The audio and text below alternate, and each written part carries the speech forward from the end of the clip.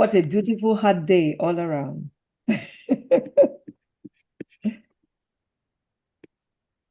It's nice to be in the cool of the house.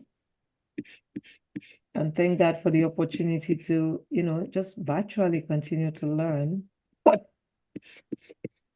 So, good evening, everyone. Again, welcome to Medical Mondays with Dr. O.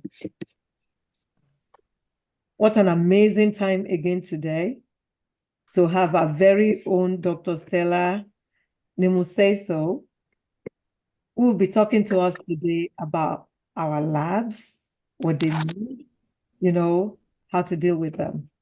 I'm sure many of us have not even thought about that, about looking at that. Well, without prolonging this introduction, Dr. Toyin Okwesomi, a family practitioner at HIV and substance use disorder in Maryland, and I'm excited to be here again tonight. So, Dr. Stella, who is one of our very own, the floor is yours. Welcome. Thank you, Dr. O. I'm humbled to be here tonight, and I saw Dr. Izugu in the house. Thank you. I'm not going to be the only person speaking. So quite a few of us are going to be talking tonight. But I want to introduce this topic by saying the human being's body is delicate. With the exception of the bones, we are very tender inside. So if you take a moment and you just touch your skin like this, it's soft, right? Sometimes the inside is even softer than this. So why do I say this? Because most of the time when we are talking about things like cardiovascular disease or cardiovascular fitness, or we're talking about plaque, people don't understand it's solid. Did you know that plaque is solid? Dr. O agrees with me. So I thought maybe we'd start with just the basic vital signs. What is the normal heart rate? What is it? Anyone besides Dr. Izugu? What is the normal pulse rate? You want me to answer? You said beside Dr. Izugu, it means yes. I'm not included. I can answer? Let somebody else answer. Okay. You know all the answers. What is the normal pulse rate? Heartbeat. Anybody? 60. Is it 60 or it's a range? 60 is correct on the low end. Good. Oh. On the high end is what?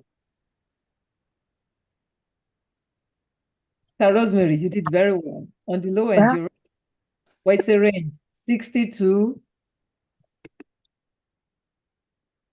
75.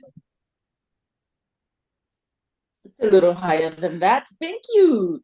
Toluwanimi has got it. Yes, it's a range between 60 to 100. What's the relevance? And it's important that we know this. Oh, good.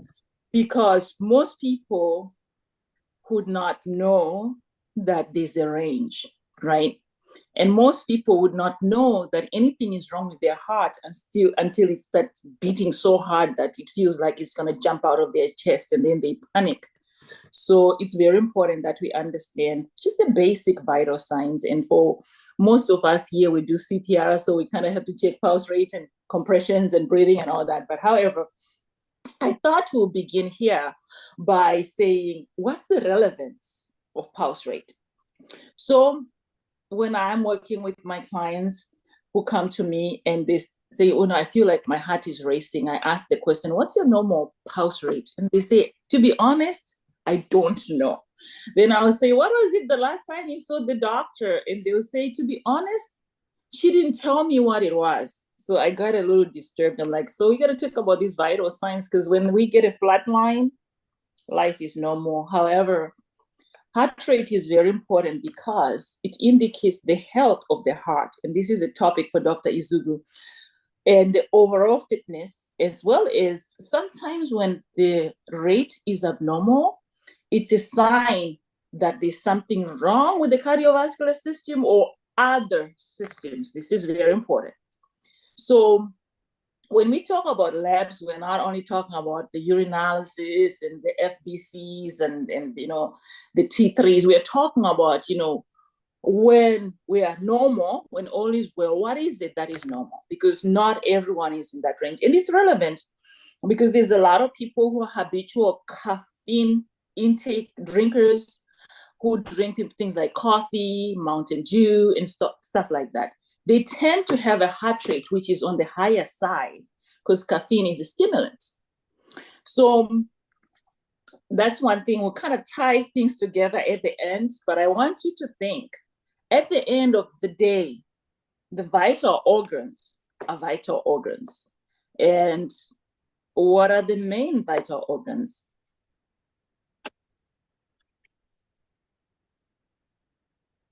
People are quiet. The heart is one of them, right? Anything else which is vital? Kidney, liver. The liver, okay. Anything else? Kidney. The kidneys, yes. Anything else? Kidney. Pancreas. Pancreas, anything else before we go to the pancreas? The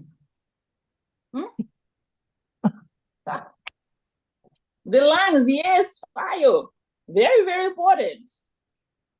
Why is it relevant? Because the lungs, not only do they bring clean air into the body, which is oxygen, they also eliminate stale air, which is carbon dioxide, and they also maintain the acid-base balance of the body. So when a person has abnormal lung function, they can end up with abnormal acid-base balance in their system, and that is a problem because in order for the body to function efficiently, just to function as a machine, as God's creation, it has to be able to maintain a state of balance. In the medical terms, it's called homeostasis. Homeostasis. You can just say home, home and stay. Homeostasis. So anytime there's an abnormal reading, an abnormal lab, an abnormal, level of electrolyte, remember, the body is not struggling to get to the state of balance, the state of homeostasis. So that's why it's relevant to know these things. So yeah, you're right.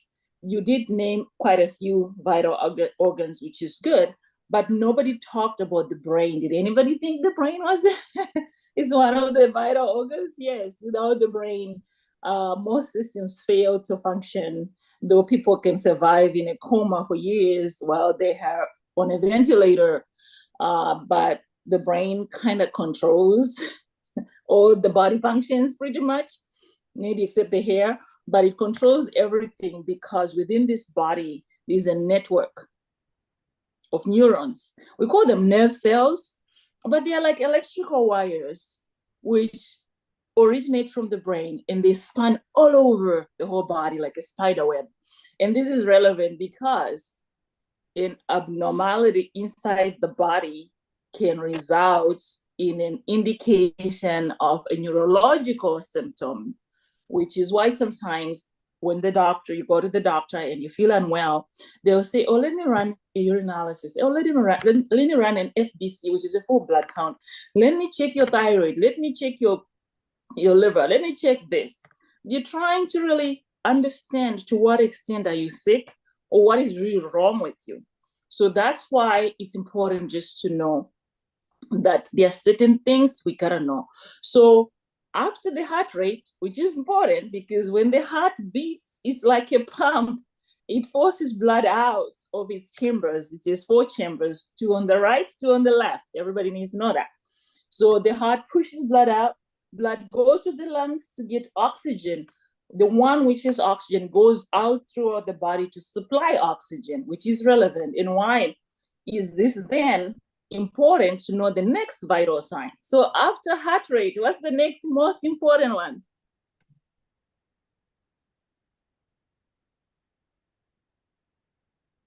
The brain. Okay, the brain, yes, the brain is an organ, correct? What is the next vital sign we need to know? Not vital organ. The brain, yes, the brain controls. We know pulse rate. What else? Blood pressure. Yes, very important. What's the normal range? What's the acceptable blood pressure? 120 over 80. Correct. 60 over 120, 60 then 120. Between 60 and 120. No, you got No, it first. Say what you said before. 60, When you first answered, say what you said, because that's the correct answer. The optimal, yes. Say it again, Sister Rosemary. The first thing you said was correct. 120 Over Correct. what? over 80. Correct. Or Correct. less. People don't remember that. Or less. Or 120. less, 60. No, 120 over 80. Over or 8 less. or less, okay. So Hello, this is it not the range too?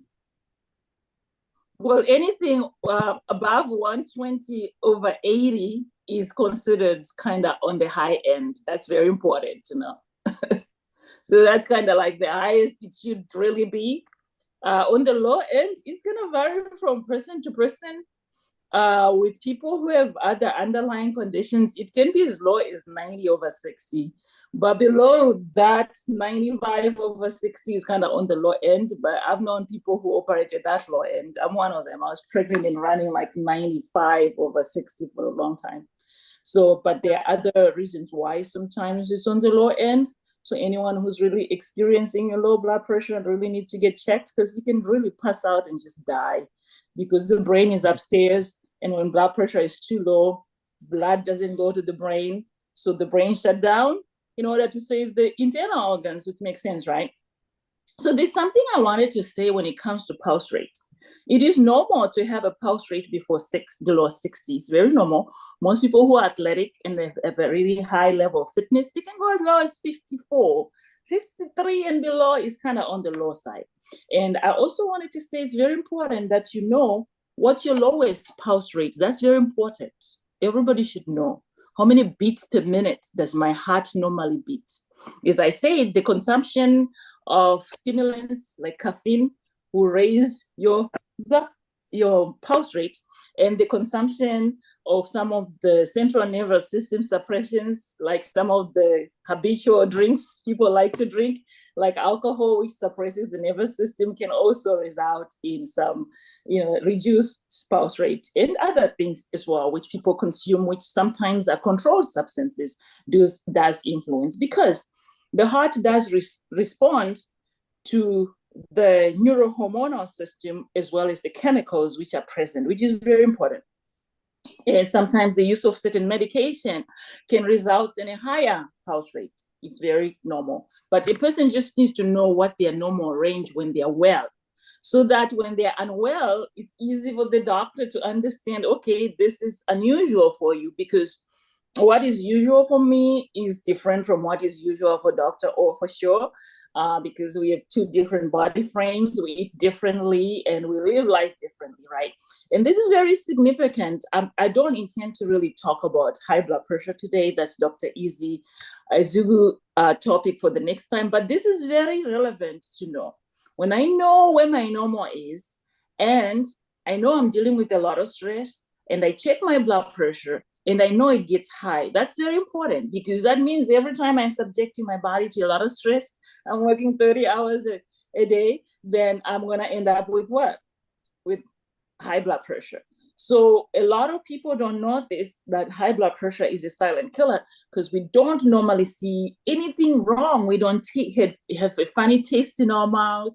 We don't feel like the room is spinning.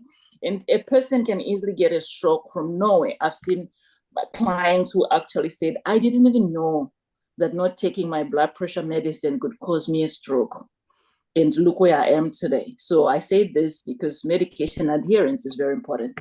So let's talk about breathing. Before you go to the breathing, the heart rate, unless you're an athlete, as athletes, the footballers, basketballers, their heart rates can be as low as in the 30s, 40s, and it's normal. you know, when you exercise a lot, the level they do, their normal heart rate that is normal for them is on the low side. And that's normal for them. Yes, that is so true. On average, anything below 53, 50 is a little too low for someone who's not an athlete, you know, for some people. But you bring a very valid point, Doc, and it's important to know what it is first thing in the morning, which is where it's normally is very low, just before you get up and start running. Thank you, Dr. O. So what about respiratory rates? What is it? Breathing rates. What's the normal range?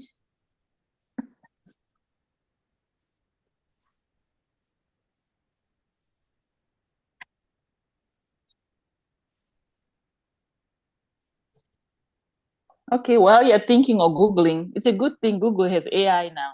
You just can Google and like, this is what AI is telling you. But I wanted to say, to go back a little bit to blood pressure, that is very relevant because any low or high blood pressure could indicate a risk of heart disease as well as stroke and other conditions. So if anybody is listening to the sound of my voice or here and they know they have abnormal readings, go talk to your doctor about that so that it can be looked into. So what's the normal, Dr. 12 to 20, correct. Well, respiratory rate varies by age.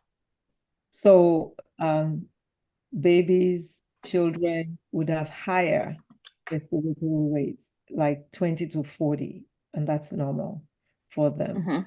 You know, at like maybe, you know, adults would be 12 to 16 or 20. And so it depends on age. It varies according to age.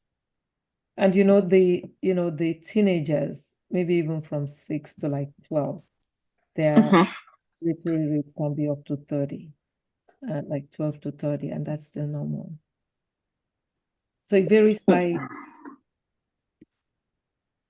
by age, as well as it also varies based on some of the conditions in some of the drugs people are taking, because there are some medication which will result in an increased heart rate. So anything, a breathing rate as well. So it's very important because any changes in the breathing rate or the respiratory rate can indicate some problems with the respiratory system itself, or with some metabolic problems. And metabolic problems are associated with most of the internal organs, which range from the thyroid, pituitary gland, and oral endocrine system, which actually impact how the body handles food.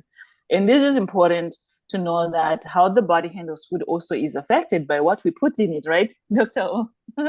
What we eat affects how the body handles it, because it's just given.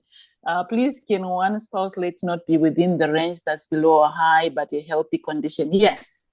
So that question was asked by Pastor Rita.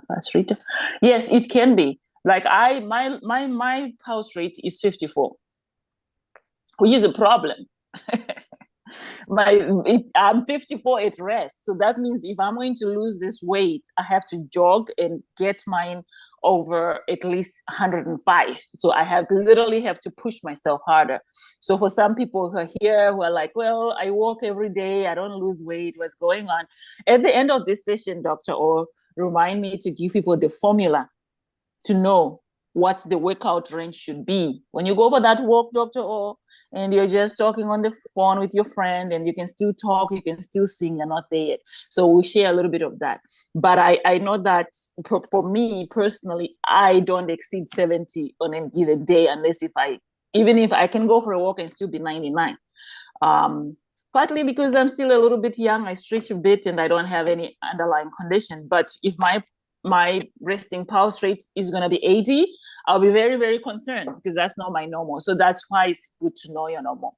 So we're going to move on now and talk about body temperature. Yeah, but Justin, you talked about the lower end. Over 100 heart rate is high, period. and that needs to be evaluated. It needs to be looked into to know why that person's heart rate is over 100. Okay. So, but if you leave the chat box, it'll be better so that you can conclude your talk. We'll go back to the chat box. I'll throw you the questions later. Okay. Let me close it. Let me close it and get it out of the way. Thank you, Dr. Oalagi, for that. So yeah, so that's correct. Higher, not good. It can be like, oh, something is wrong here. Too low, not good. That's why we have these ranges, which are normal. But again, Dr. O, to be honest, in the winter, things might change a little bit. For women who are going through their menstrual cycle, things may change. Pregnant women, things may change. People going through the hormonal changes of life, things can change. So there are quite a few factors which affect this. And when somebody is not well, again, they're running a fever, that heart could be racing. And if someone has other medical conditions as well. So it's just good to know your normal, in other words. So when you see an abnormal value, you know for yourself that this is not me, right? And also when it's hot, like it's very hot in Florida right now, heart rate tends to be on the higher side when it's hot because the body's trying to cool itself.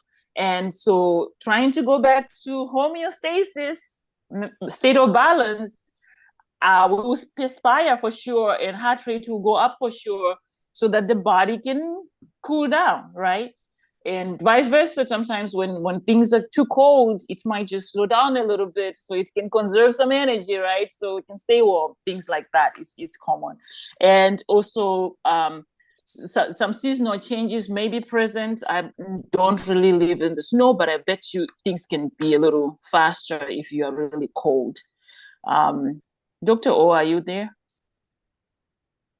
Yes, I'm here. I'm here. So what's the normal body temperature? Can you hear me? Yeah, I can see you now. I'm here. What's the normal body temperature? We are now down to body temperature, and then we're gonna go to oxygen saturation. So you might also Google ahead of time, and then we'll go to the CBC, and then we'll just go down the line. 98. Is it a range? He said 98. Yes, that's perfect. That's kind of ideal. What's the normal range in Celsius and Fahrenheit? 98 is right at the center.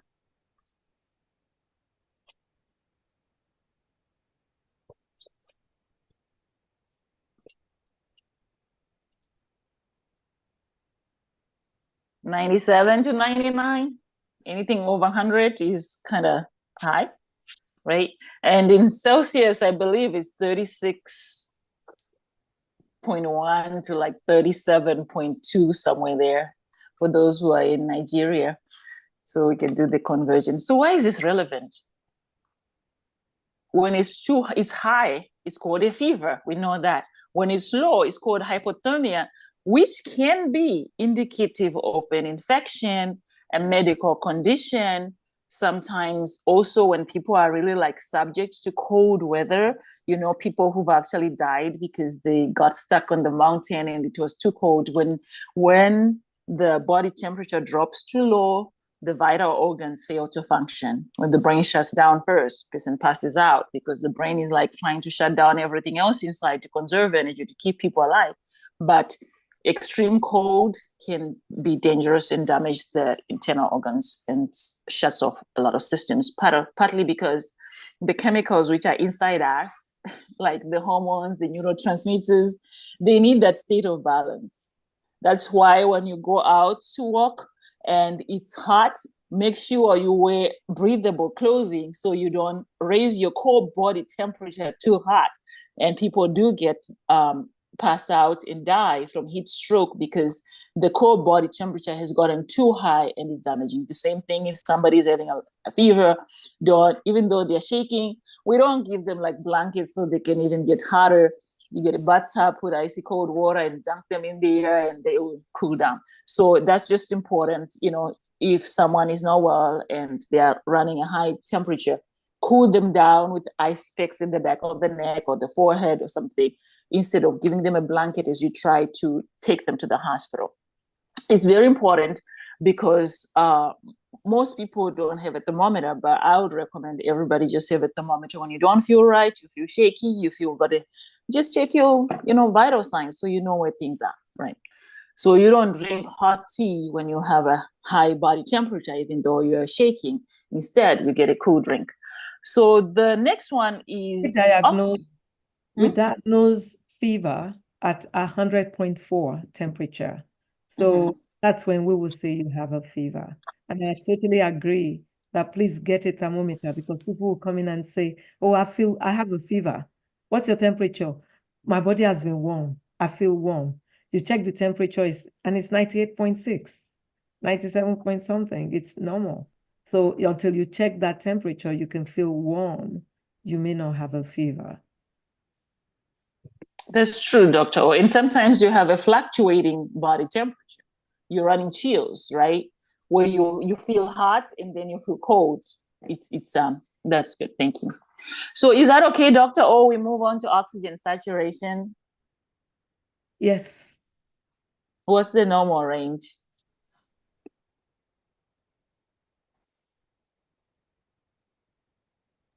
Go ahead, Madam VP, you can unmute. Welcome, welcome. 100. No, this is cultural This is shock. California weather. This is cultural shock. She's saying when you have a fever, don't take hot drink, you take cold drink. That's not in Nigeria. When you have a fever, you're sick. They always give you hot tea. So we've been increasing our own temperature for a long time. So what if you don't feel like drinking something cold, Dr. O? I mean, well, it's better to cool your core. okay. When you have a fever, it's your core. You want to cool that core temperature. So tea is not going to do it. You need something. You need something cold at that point. Even in the hospitals, you will see they will give you cold water. All right, ma'am. Okay, got it. That's a cultural change, man. Well, no, your input is so on point. It's totally on point. But that's the truth. Culturally, that's what we do. Somebody has a fever, we give them hot foods, hot drinks, Because what happens when the body core temperature rises too high, a person can have seizures. And in Zimbabwe, they would use this term for children. I don't know if I say it, anybody would know what I'm talking about, but they would say mana means a child has been hit by uka, which like seizuring really. And so when I started looking back, I'm like, these kids seizuring, these babies having a fever and getting some seizures. So that's why we really don't want to heat up anybody who's already heated up. And so forth. Thank you. Oh yeah, thank you. We got the answer, 95 to 100. Thank you. Yes, the relevance is very, very important because low levels can indicate breathing problems or circulatory problems, which need immediate attention when that happens. So that's important to know what's the normal oxygen saturation. And technically, really, most people, if somebody is like 92 and below, they need to be on oxygen, and below 90, they actually need to be in the emergency room because you have no idea if it's going to drop any further. So for people who actually are using oxygen, they should all be off their oxygen and be dropping below 92, 93 and below. Dr. O, you have some additions on that before we move on? We're going to move on to the lab values, which I'll let you take the lead on that one. Go ahead. You're good. Okay, so let's talk about blood work. Most people don't like the needle. I'm like, why they keep taking blood from me? They keep taking blood. I know some people who don't even want to go to the doctor because they don't want their blood taken out. It's very important when blood work is done. There are several tests which are conducted. One of them, which is well known, is called CBC, which is complete blood count. It tells us a little bit more about what's in the blood, and this is inclusive of white blood cells, which are responsible for immunity and defense. There are several types within that category. which can chew up bacteria and swallow it in spirit, or neutralize it, or eliminate it, or fight it. So you've heard about neutrophils, basophils, phagocytes. They are part, or leukocytes, they are part of the white blood cells. Do I need to challenge people and say what is the normal? I think the docs in the house can tell us these ranges. I'll just go through the list while you all Google, so you can tell us, so we can live here a little more educated, like what should be my WBC, should be white blood cell count. And then the red blood cells, which is, of course, why do we need red blood cells?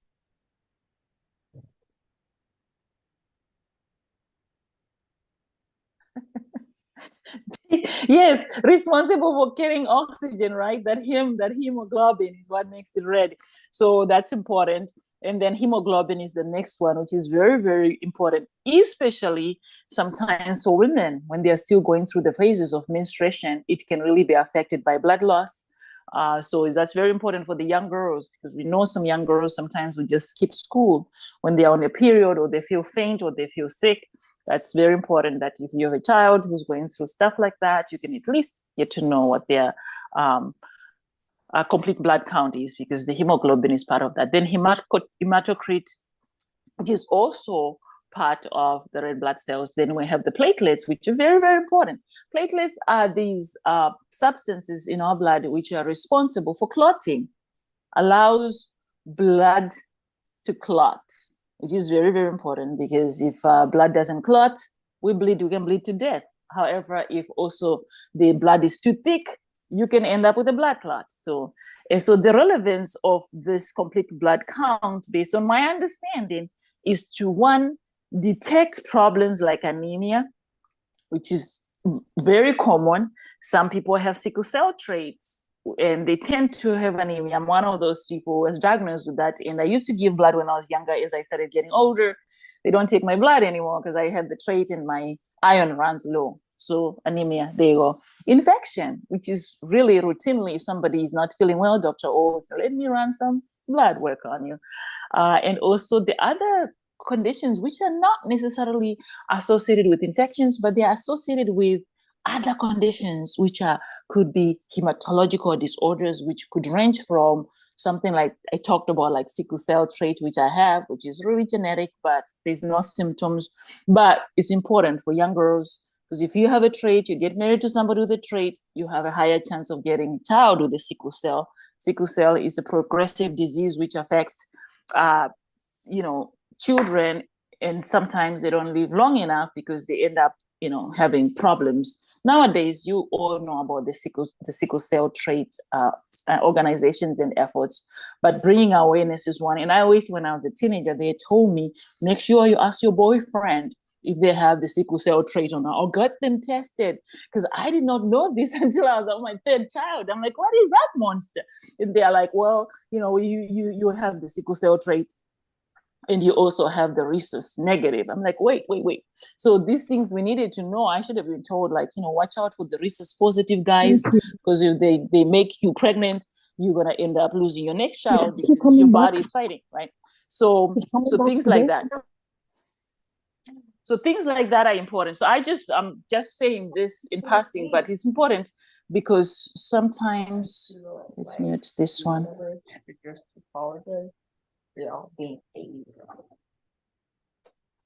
Trying to mute. Okay, perfect. Thank you.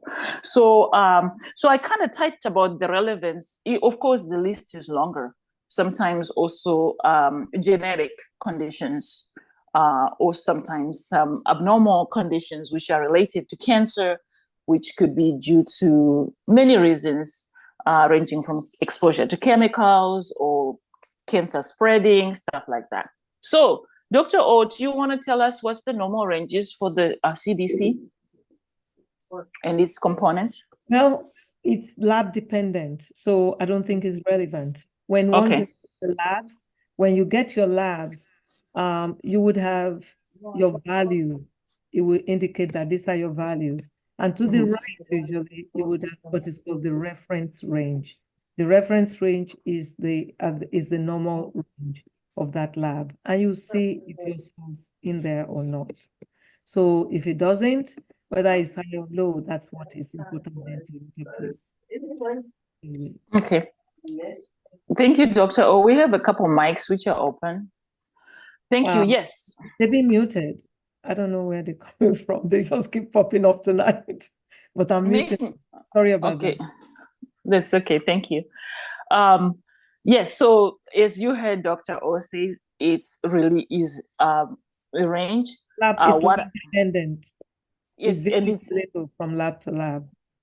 The reference. Yes.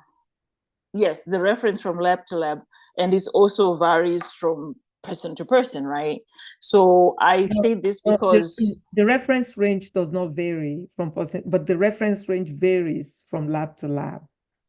So yes, but the actual value for a person can vary from person to person, depending on their lifestyle, depending on how they nourish their bodies, and depending on what they're suffering from. Absolutely. And this is relevant because I found myself sometimes having to ask my clients, "Can you bring me your last lab?" Because they're like, "I wasn't feeling like this 6 months ago. 6 months ago, I was well." So it kind of helps to know what life was 6 months ago or what else have changed. And I say this with a passion because sometimes a reunion or wedding is coming up, and I've seen this, and women like to look good for the next party. I don't know if men does. And people buy all these teas, Dr. O, the detox teas, the whatever, is trying to lose weight faster.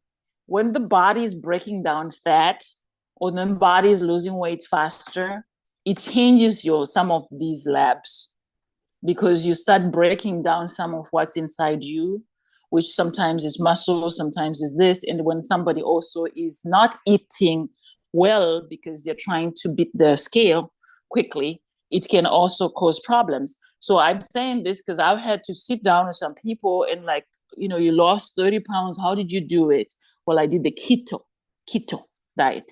I'm not going to speak anything about diets today, but I want us to bear this in mind as we talk about the next one, which is the basic metabolic panel. I don't do labs, but I know how to look at them. There's things I look for when somebody comes to me or my friend is trying to ask me, "Hey, what's wrong with me?" I'm like, "What did the doctor say?" Well, the doctor said what I didn't understand. Like, so take a look at your lab, what's going on. And so most of the time, what's high and what's low is indicated on that lab for sure, within that range, for sure. So glucose is one. Everybody should know what is the normal range for glucose.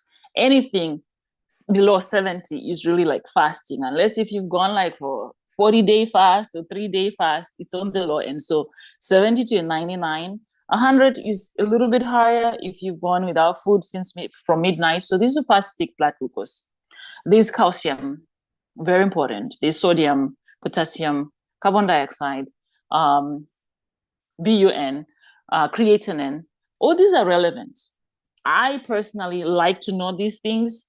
I'm not a doctor, but I have a body. I have a body where I live in, where my organs reside. And so I try to know when I go to the doctor, on a well visit, what do they check? So that's how I just know. And so I understand it this way. It assesses my kidney function. Very, very important. Because kidneys are filters. They're filters. They're bloody. They're filled with blood because they operate based on osmotic pressure and blood pressure as well to filter. So when kidneys don't work well, some of these things are off because you can have toxins build up. Not only that, the kidneys also secrete some chemicals which are responsible for vasoconstriction and also impacting. By vasoconstriction, I mean the arteries which come away from the heart and going to the rest of the body, with the exception of the pulmonary artery, which does the opposite. They are like this. They breathe a little bit like this. The cardiovascular, concept. However, the kidneys are known to secrete things which make things tight. So when they are working, blood pressure can show up. So electrolyte imbalance, very important, because in order for anything to move like this in the body, you need electrolytes. It's a fact. You need calcium, potassium, and sodium, not too much sodium, because when we have too much sodium, we lose potassium. The body works like that.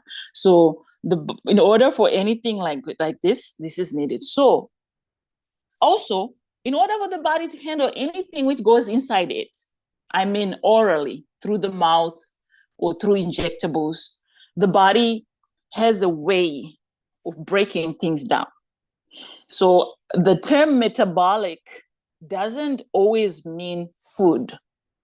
Because most people just say, my metabolism is slow. Yes. It also means any substances which entered the body orally, injectables and stuff like that, the body breaks it down into small components to use for energy and for medicinal purposes, or to eliminate it, to get rid of it, because big things don't come out. The liver breaks them down. So I want to say at this moment, before we kind of pass it on to Dr. O for comments, is that these two things, which is the reason why I personally want to know my normal, because I know the liver is a washing machine, right? It takes things, it's bloody. That's why it looks bloody. Like if you eat cow liver or chicken liver, you know what I'm talking about. You've seen this thing. It's a massive bloody organ. So which means blood has to flow through for it to cleanse the blood. Not only that, for it to break down the little components or toxins or chemicals or whatever, so that these big things don't pass through the kidney and damage the kidney or something like that. So this is relevant. So when these labs are done, it's important to know where you are. So I'm not going to go into the values of everything, but you all have had labs done. Go home and look at your lab value and then ask relevant questions to your doctor or Dr. O privately. So Dr. O, what's your comments on BMP? Basic metabolic profile panel. Well, the basic metabolic panel, I allude to those things like sodium, potassium, calcium, chloride, albumin, globulin, which are part of the basic metabolic panel. I call them the things that make your body function. When I explain to my patients, that's what I say, all the things that make your body function. They have to be in the, normal range or close to normal for one to feel totally well. When things are off in any of them, it indicates something and it needs to be explored. Most of those can be changed with lifestyle, and some things need to be, to be addressed. You're talking about basic metabolic panel. There's also the comprehensive that just had a little bit more, maybe like the liver function, the alkaline phosphatase. So alkaline phosphatase, if it's elevated, it needs to be evaluated to know why.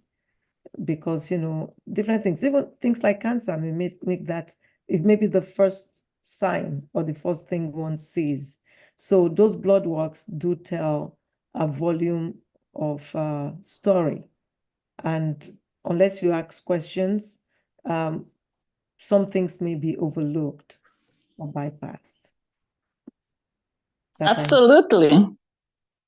Absolutely. And I think we will probably give Dr. Ezugu some time on this panel. He's present before he exits.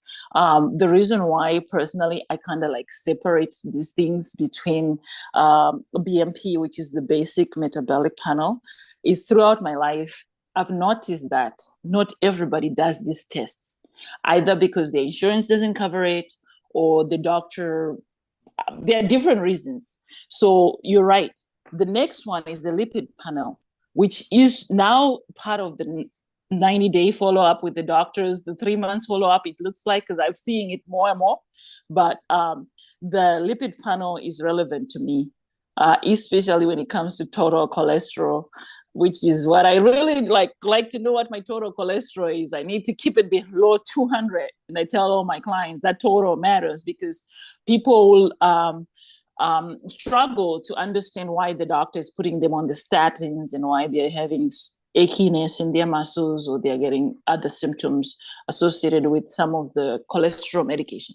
So that's important for me. And the LDL, the HDL, the triglycerides, and this is relevant in my perspective, and I think it will be fair to just pass the baton to Dr. Izugu to really give us better understanding of this. But I associate this with cardiovascular risk.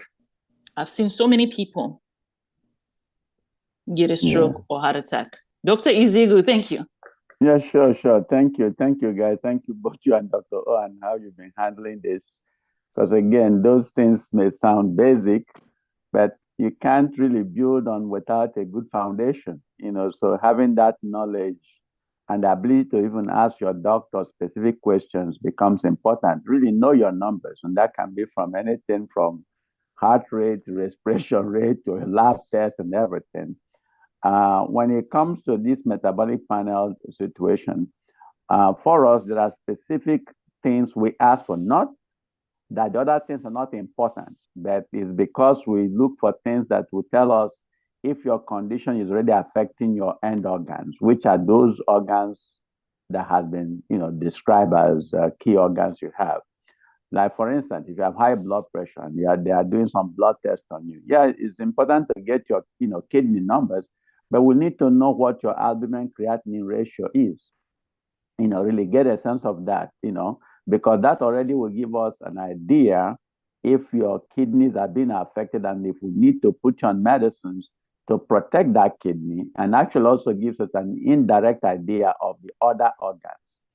Because if you think about it carefully, all of those end organs that you mentioned, brain, heart, kidney, liver, lungs, the eyes, all of those have tiny, tiny blood vessels that gets to them. And they really get affected by many mechanisms that then affect those organs. So in terms of cholesterol, yes, you need to know what your total cholesterol is, but more importantly, even when your total cholesterol is normal, know what your total bad cholesterol is, because that's the one that really can do a lot of damage. And then also find out what your good cholesterol number is. If your good cholesterol number is very low, like you're looking at, let's say, 30s and stuff like that, that actually puts at a much higher risk than even the total cholesterol issue. So not just knowing what my total cholesterol is, but know those little breakdown, especially paying attention to how much your good cholesterol is, and then look at how much your bad cholesterol is. And of course, if you're in a family where there's a lot of risk of heart disease, you better know that just diet and exercise alone may not be enough, and that your doctor may prescribe medication to help really control those situations. I will stop there, and I may chime in a little bit. You discussed about heart rate and all that, which is very, very important. You also talked about the different ranges that can happen with people based on the, they're exercising, people, so their heart rate tend to be low and stuff like that. And we usually encourage that you exercise so that your heart rate really don't run on the higher end. So even though we may say range from, let's say, 60 to 100, we really prefer you to be around that 60 or 70 or stuff like that.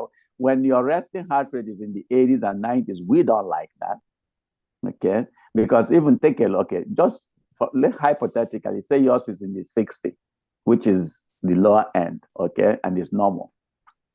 If you use that and calculated how many beats your heart will do in a year, you're looking at about 42 million times plus, okay?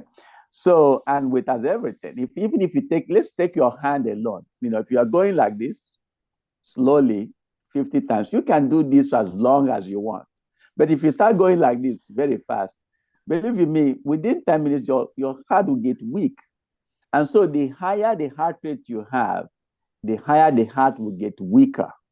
And so we even have what we call, layman's term is heart rate induced cardiomyopathy, which is tachycardia induced cardiomyopathy, where your heart really, the muscle just gets weak because the heart rate is too high. And we have to treat to control that rate. and so I will stop there, but really keep it on a lower end as much as you can. And if you need medication to do that, you do. But exercise is very good in doing that. Thank you so much. Thank you. Dr. Ezugo. Appreciate Yes. that. Thank you. Sure. I'm You're going to take welcome. it from there. Since you're living in there, I'm taking it from there. So the lipid panel, the cholesterol panel is so, is so important. The values again differ, the normal values, the reference range differs from lab to lab. I'm thinking of LabCorp and Quest in my head now, and I know that one of the labs differentiates the level of the LDL between male and female. It differentiates. Yes. It should be. The other one doesn't. So the bottom line, though, is that, see, that total cholesterol is the value of the bad and the good cholesterol. It doesn't tell us too much. When it's high, too high is not good. But it doesn't, coming down to the HDL, which is the good cholesterol. That's the cholesterol that protects the heart. Like Dr. Ezugo just alluded to, to break them down. It's what we look at. So your good cholesterol, if it's high, the total cholesterol may be high as a result, and that's okay. Because it's the addition of everything. There are two bad cholesterols, the triglycerides and the LDL. So I call the LDL the artery clogger. And I explain it as, it's like putting lard, fat, dropping it into the blood vessels. At a point, if it clogs up, you have enough built up, you clog up the vessel. It depends on where the vessel is clogged. It will create problems in the heart, heart attack, in the brain, stroke. Those things can happen. But there's a syndrome called metabolic syndrome. And the metabolic syndrome actually does not put the LDL into consideration. It's the triglycerides that is relevant when you talk about metabolic syndrome. And what is metabolic syndrome? It's a syndrome, a collection of syndrome that I see it as a warning for lifestyle change. So when the abdomen is big. Waistline, doc, bring it home. No, waistline, yes, more than 35 inches. Thank you. For women. Thank you. And for men? More than 40? I think it's 40. They Yeah. get extra because men pile up the fat in the waist, in the belly. Women pile up their fat in the neck, in the buttocks, in the boobs, in the arms, in the legs, in the thighs. So women cannot go over 35. And I think we can also make it simpler. It's half your height. You take a string, you measure your height, you fold it in half. It should connect on your waistline. This scares a lot of my clients. I keep yarn in my office and the scissors. And I take it and I tie a knot. They're like, you really? They have a gap like this on average. So the half your height is your waistline. Anybody can go home and check that out and come back next week and tell us how we're going to get it down. I'm sorry. Yeah. Fantastic. So the abdomen, thank you for saying that, for, bringing it home, that women have, the pack fats in this place and this place. All of those places do not affect your health. It's the abdominal fat. Waistline, yes. Waistline. That is what causes all of these health issues, heart problems, high blood pressure, high blood sugars. So when somebody has large abdomen, high blood pressure, they're diagnosed with hypertension, high blood sugar, they don't have diabetes yet, but their A1C, I hope you're going to talk about that or I just talk about it. The A1C is the mark that shows what the blood sugar has been running in the last 3 months before the labs is done. And it's a guide for us to know if somebody is at increased risk for diabetes is what I call it. The lab will call it pre-diabetic. I call it increased risk. And I call it that because you still have opportunity to turn it around.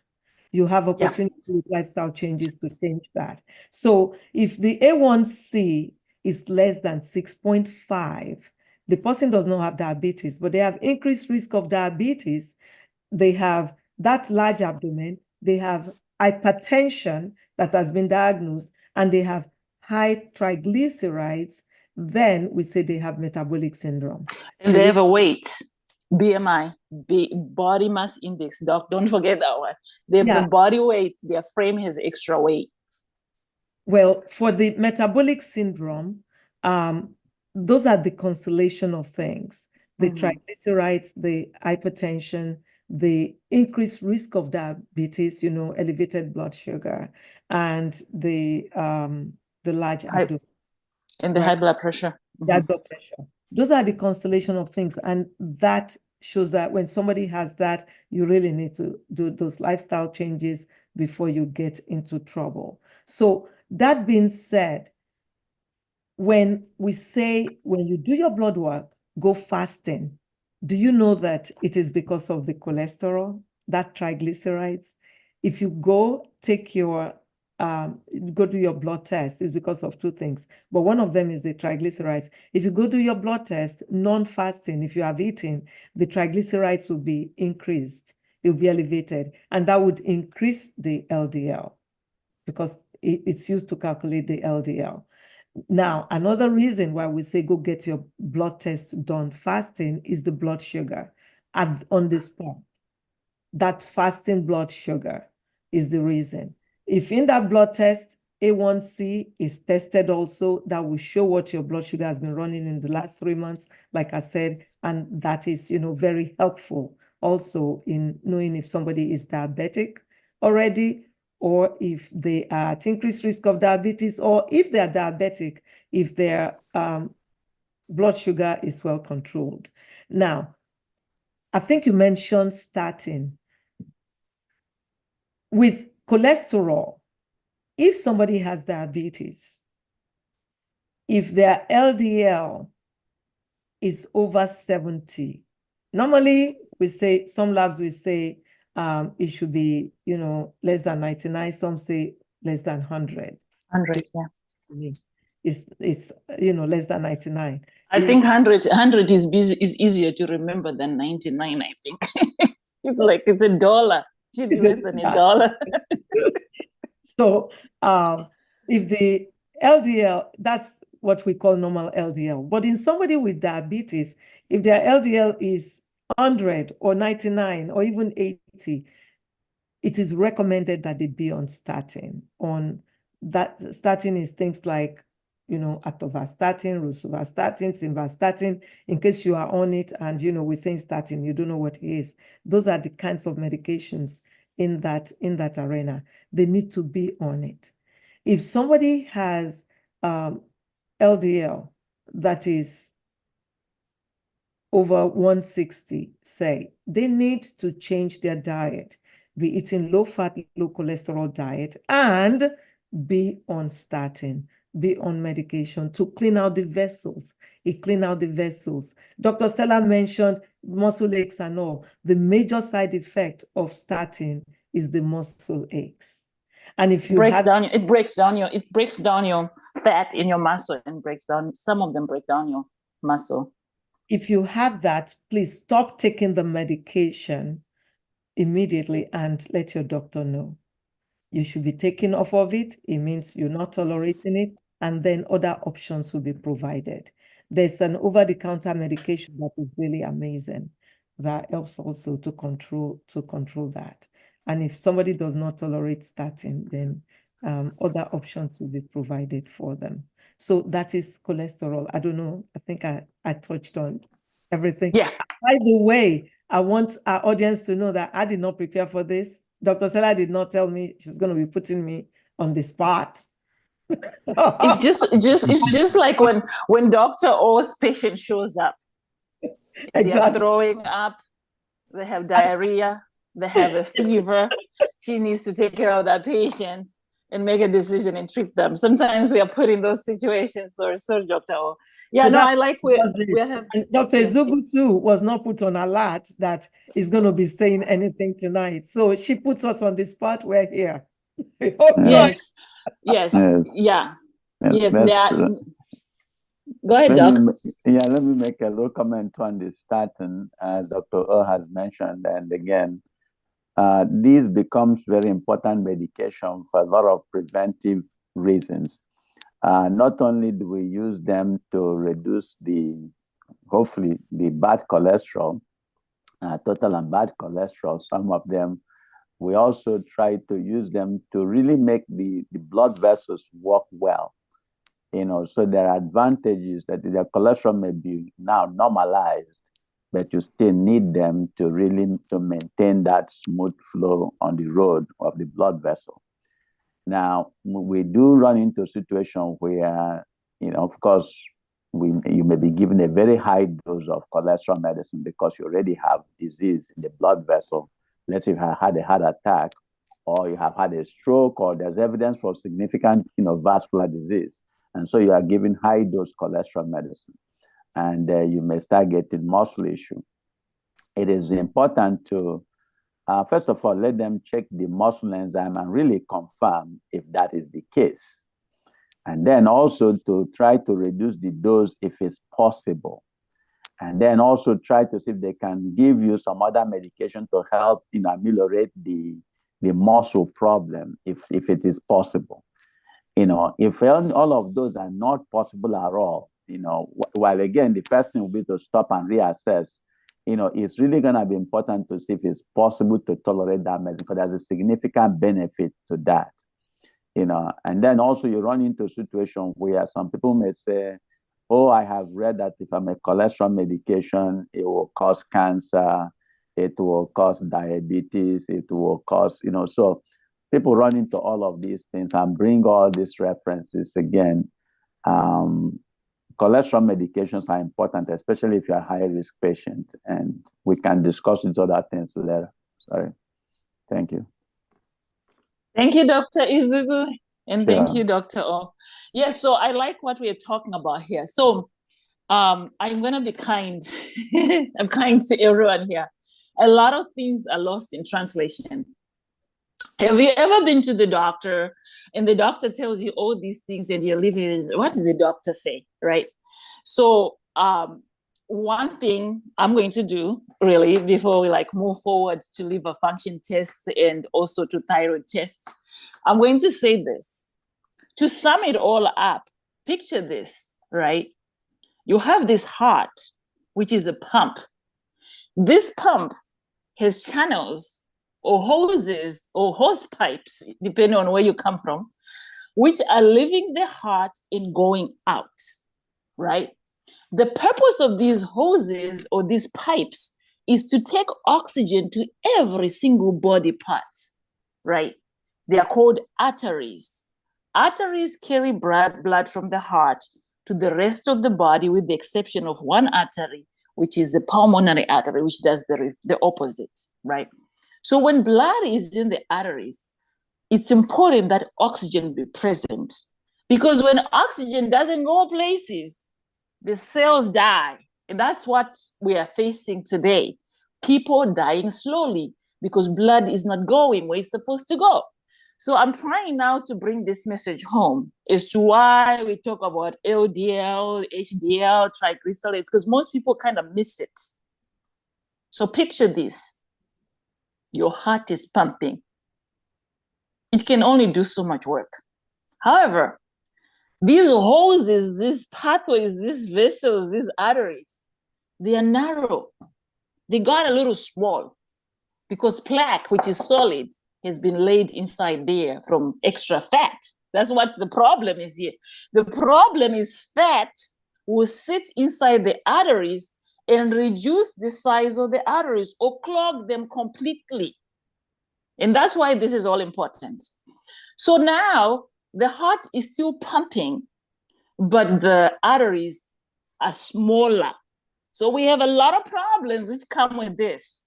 One, the heart cannot keep pumping against small arteries. we know it's going to fail.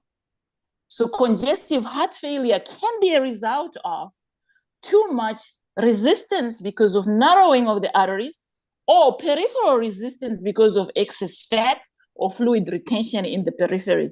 And this is very important. I'll try and use this layman terms for those who are joining us who are non-medical. Your heart has to pump blood through pipes. The problem with abnormal lipids, whether it's cholesterol, HDL, it reduces the size of the arteries, correct? However, we have another problem. When oxygen is no longer going, it suddenly, you can get a stroke or you can get a heart attack, right? Most people know that. So heart disease is the #1 killer in the world. We also have another problem now. Blood pressure will be up. Because if you take your heart, which is a pump, just picture this, you have a hose, you hook the hose to the faucet or to the tap, you call it tap in Africa, they call it faucet in the US, and you turn this faucet on and you have a bigger hose. Water will just flow easily. But if you take a tight hose, a small hose, and you hook it to the faucet and you turn the water is going to have a higher pressure. So my friends, we are connecting the dots here. Why it's very necessary to make sure we keep this cholesterol business under check. We minimize consumption of unnecessary fats. We move because high blood pressure can be a result of a poorly managed lifestyle. That's the relevance. So what I tell my clients is this. If you were 20 and you're just eating whatever you're eating, your body can cope. The body can burn for a 20-year-old. When you hit 45, you're losing cells than you're gaining cells. You're going downhill. 65 worse. So with age, we are changing. So it's very important that we don't eat the same way we did when we were 20. When you're 65, it doesn't work. You store more of that in terms of fat, which clogs the arteries, or excess fat. Obesity is a problem. Or now you have fatty liver, which is why I'm trying now to connect the dots. Why then they will do liver function tests? Because liver function tests identifies liver damage. Remember, your liver is like a washing machine. It's subject to breaking down anything which is heavy. It's subject to break down everything which is complex, which is why we kind of talk about limiting processed food when it comes to lifestyle. It's a conversation for next time. So liver function tests also can tell us if somebody has hepatitis and other conditions which needs to be managed, because that person is at a risk of building up toxins or even further damage to the system. So most people here are wondering, so why then is this waistline thing an issue? Because when we deposit too much fat in the liver, where excess sugar and excess fat end up going anyhow is glycogen, we are now dealing with another problem, which the good docs did not really say, but I heard it come from Dr. O with metabolic syndrome. However, you can have portal hypertension, where the blood pressure in the viscera, which is your abdomen, which is your stomach area, is always up. So let me ask you a question. If your pancreas is squeezed in there where the excess extra inches or centimeters in this waistline are, do you think this pancreas could breathe enough and get enough blood supply to survive? My friends, in the US alone, we have about, I want to say 34 million adults with diabetes right now. And we have about 96 million with pre-diabetes. And the sad thing is, 1 out of 3 people with pre-diabetes have no idea that they have pre-diabetes, 1 out of every 3. And maybe possibly a good number of people who are diabetic don't even know until they can't see, or they go to the dentist and they do blood work, or they pass out, or they show up in the emergency room or something, or black out while they're driving. So part of what we're talking about here is important. So I'm not going to talk to you about the specific liver tests, you heard them come from Dr. O when she talks about the ASTs and all that, the bilirubin and all that. It's on your blood work. Go check it out. What's relevant to me is that Before we you go don't. to the liver, Yes. before you Yes. go to the liver, before we leave cholesterol, we have to talk about the blue toe syndrome Yes. Go ahead. that is associated with cholesterol. Do you know that high cholesterol can cause peripheral Peripheral. disease? That means, Yes. you know, a disease in the legs, in the extremities. I like to speak English. I'm trying to do that. I can't believe Oh, okay. I'm using those big The words. disease in the pipes, which are supposed to carry oxygen to the toes, the pipes are so clogged that the toes turn blue because oxygen is missing. And they because of cholesterol, high cholesterol, actually is what causes that. And guess what? People actually get amputated sometimes when they develop this syndrome. So Yes. cholesterol is not something to play with. Yes, and I want to say fiber is your friend. Fiber is your friend. So when you eat foods rich in fiber, fiber grabs fat and you defecate. It ends up in the toilet, in other words. So one of the challenges we see in the 21st century, we don't eat fibers. There's no fiber in donuts. Donuts have no food value, but they are available, right? So traditionally, where we come from, you used to hear of the millets, the sorghum, the rapocos. All these are the names which some of the millennials will say, what is that? Is that a ghost? Rapoco. But you will find that some of the traditional foods, which were staple foods, like in countries in the continent of Africa, had a lot of relevance, because most people will say, oh, how come my grandma didn't have this? Well, your grandma didn't eat Kentucky Fried Chicken every week.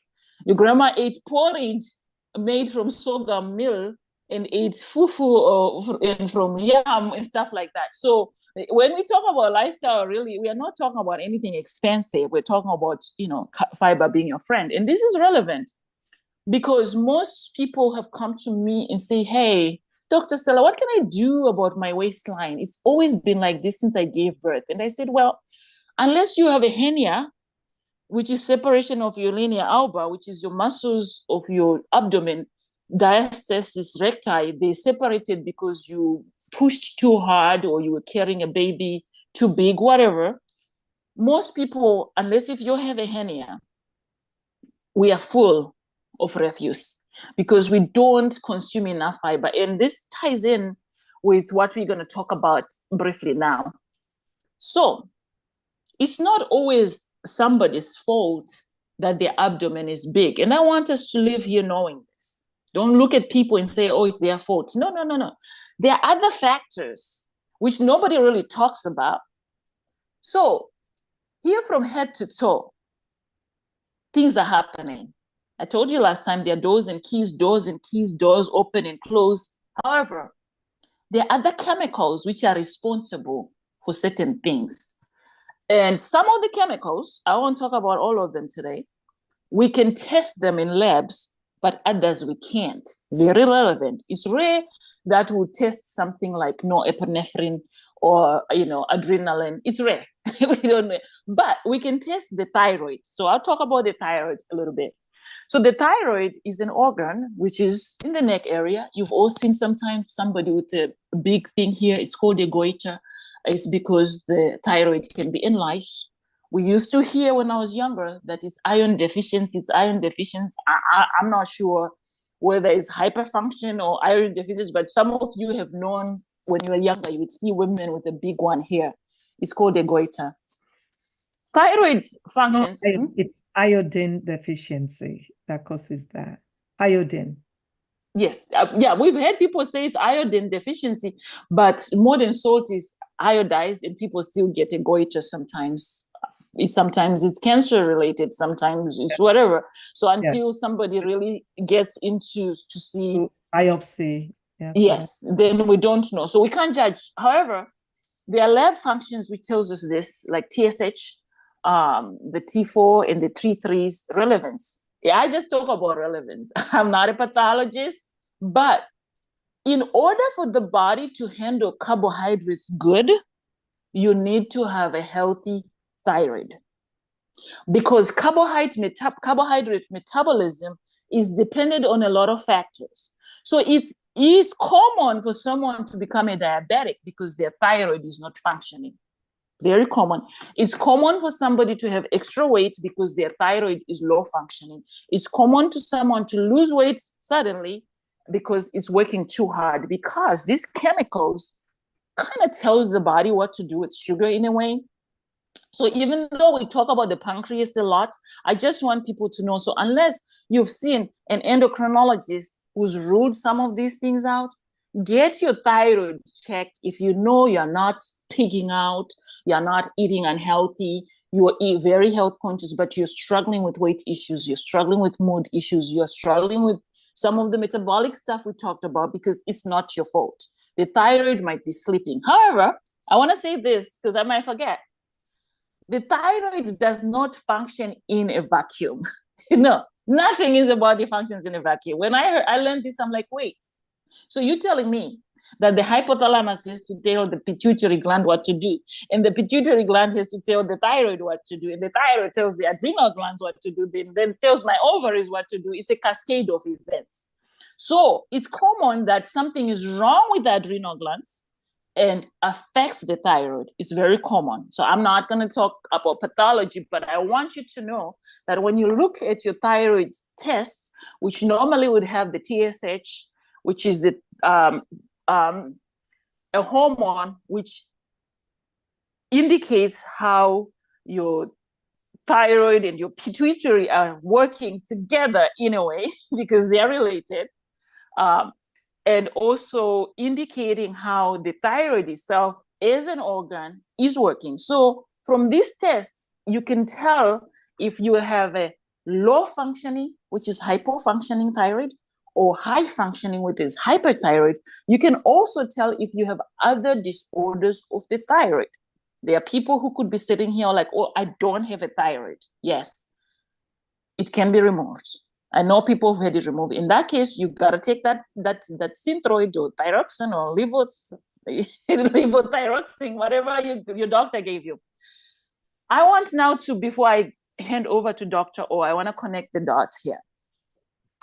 So when you have thyroid function tests, which is sometimes part of the metabolic profile panel, in some cases it's not, depending on where you are, you also need to understand something. It's called hemoglobin A1C. Dr. O gave us a brilliant explanation. I make it easy for people to understand. Sugar comes from food. Starch, sugar, sweets, carbohydrates, everything is the same. When I say sugar, I mean bread, I mean rice, I mean fufu, I mean soda pop, I mean candy, I mean cake. I'm just saying sugar. Those are supplies of sugar. So when the body receives sugar, it absorbs it in the bloodstream through the guts, through the digestive system. The body normally has these markers which tells them sugar is too high. Release some insulin normally.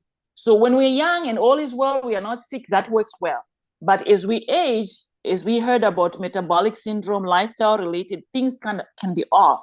Sugar comes in, sugar goes high. It doesn't go down. The body has a way of kind of moving the sugar out of the where it is and moves it into hemoglobin. So hemoglobin A1C is the percentage of your red blood cells or hemoglobin cells which are carrying sugar, glucose. That's what that is. It's expressed as a percentage. And that's relevant because most people say, well, I wasn't diabetic until I saw my doctor. Well, you've been pre-diabetic. The ranges you got them. Less than 5.7 is considered normal. Anything between 5.7 and 6.4 is less than 1%. You see how short it is? That's pre-diabetic. So for most people, which is the 96 million American adults, they are sitting in that small range. So there's two ways to know. You get the A1C done, or you do a free risk test, which gives you, if you score 5, you are pre-diabetic. So anybody who's over 65, 2 points. Anybody who's over 45, 2 points. Anyone who has a BMI of 26 and higher, 2 or 3 points. Anyone who have high blood pressure, 1 point. Any woman who gave birth to a 9-pound baby, 1 point. Any woman who has gestational diabetes, 1 point. Any man with the waistline we talked about. So you can see, it's estimated that by 2030 or beyond, 1 in every 3 American adults will have diabetes. It's big business. So this is important. So I want to say this. Know your A1C. It monitors your long-term management of blood glucose. It's an average of 3 months, because every 3 months cells die and new ones come on. So if you're diabetic, the doctor knows you're cheating, you're not taking your medicine because this remains high. For diabetics, 7 is acceptable, it's under control, but it's also correlated to your fasting blood glucose of no more than 120 to 129, right? So for diabetics, for non-diabetics, 99 and below, we heard that. So why I'm saying this is because sometimes people find themselves there. They have some diabetes or pre-diabetes going on. The cholesterol is going. What's the starting point? That's why we are here. That's why GAP is existing. Dr. O, myself, and Dr. Izugu, we are inviting you all to be part of GAP. You get the website later. And we're inviting you all to come so we can reason together. Anyhow, so I want to pass on to Dr. O after I talk about 2 things. Right. One is pH. pH is the level of alkalinity or acidity of anything. I want you to just think anything. Don't always think blood. Think cells. The tiny little cells swim in fluid. We are not dry people. We are wet people. There's always something swimming around. So pH is the level of acidity and alkalinity. And I hear this all the time. People say, oh, you gotta take something to neutralize your pH. There's no such thing. The body maintains a state of homeostasis. The cells do not survive when the pH is too high anyhow, they die. So what does the body do? The body takes its reserves or its energy for life and tries and restores balance. Very relevant. So before you grab your next Mountain Dew or Pepsi, think about it. Because most processed food will change the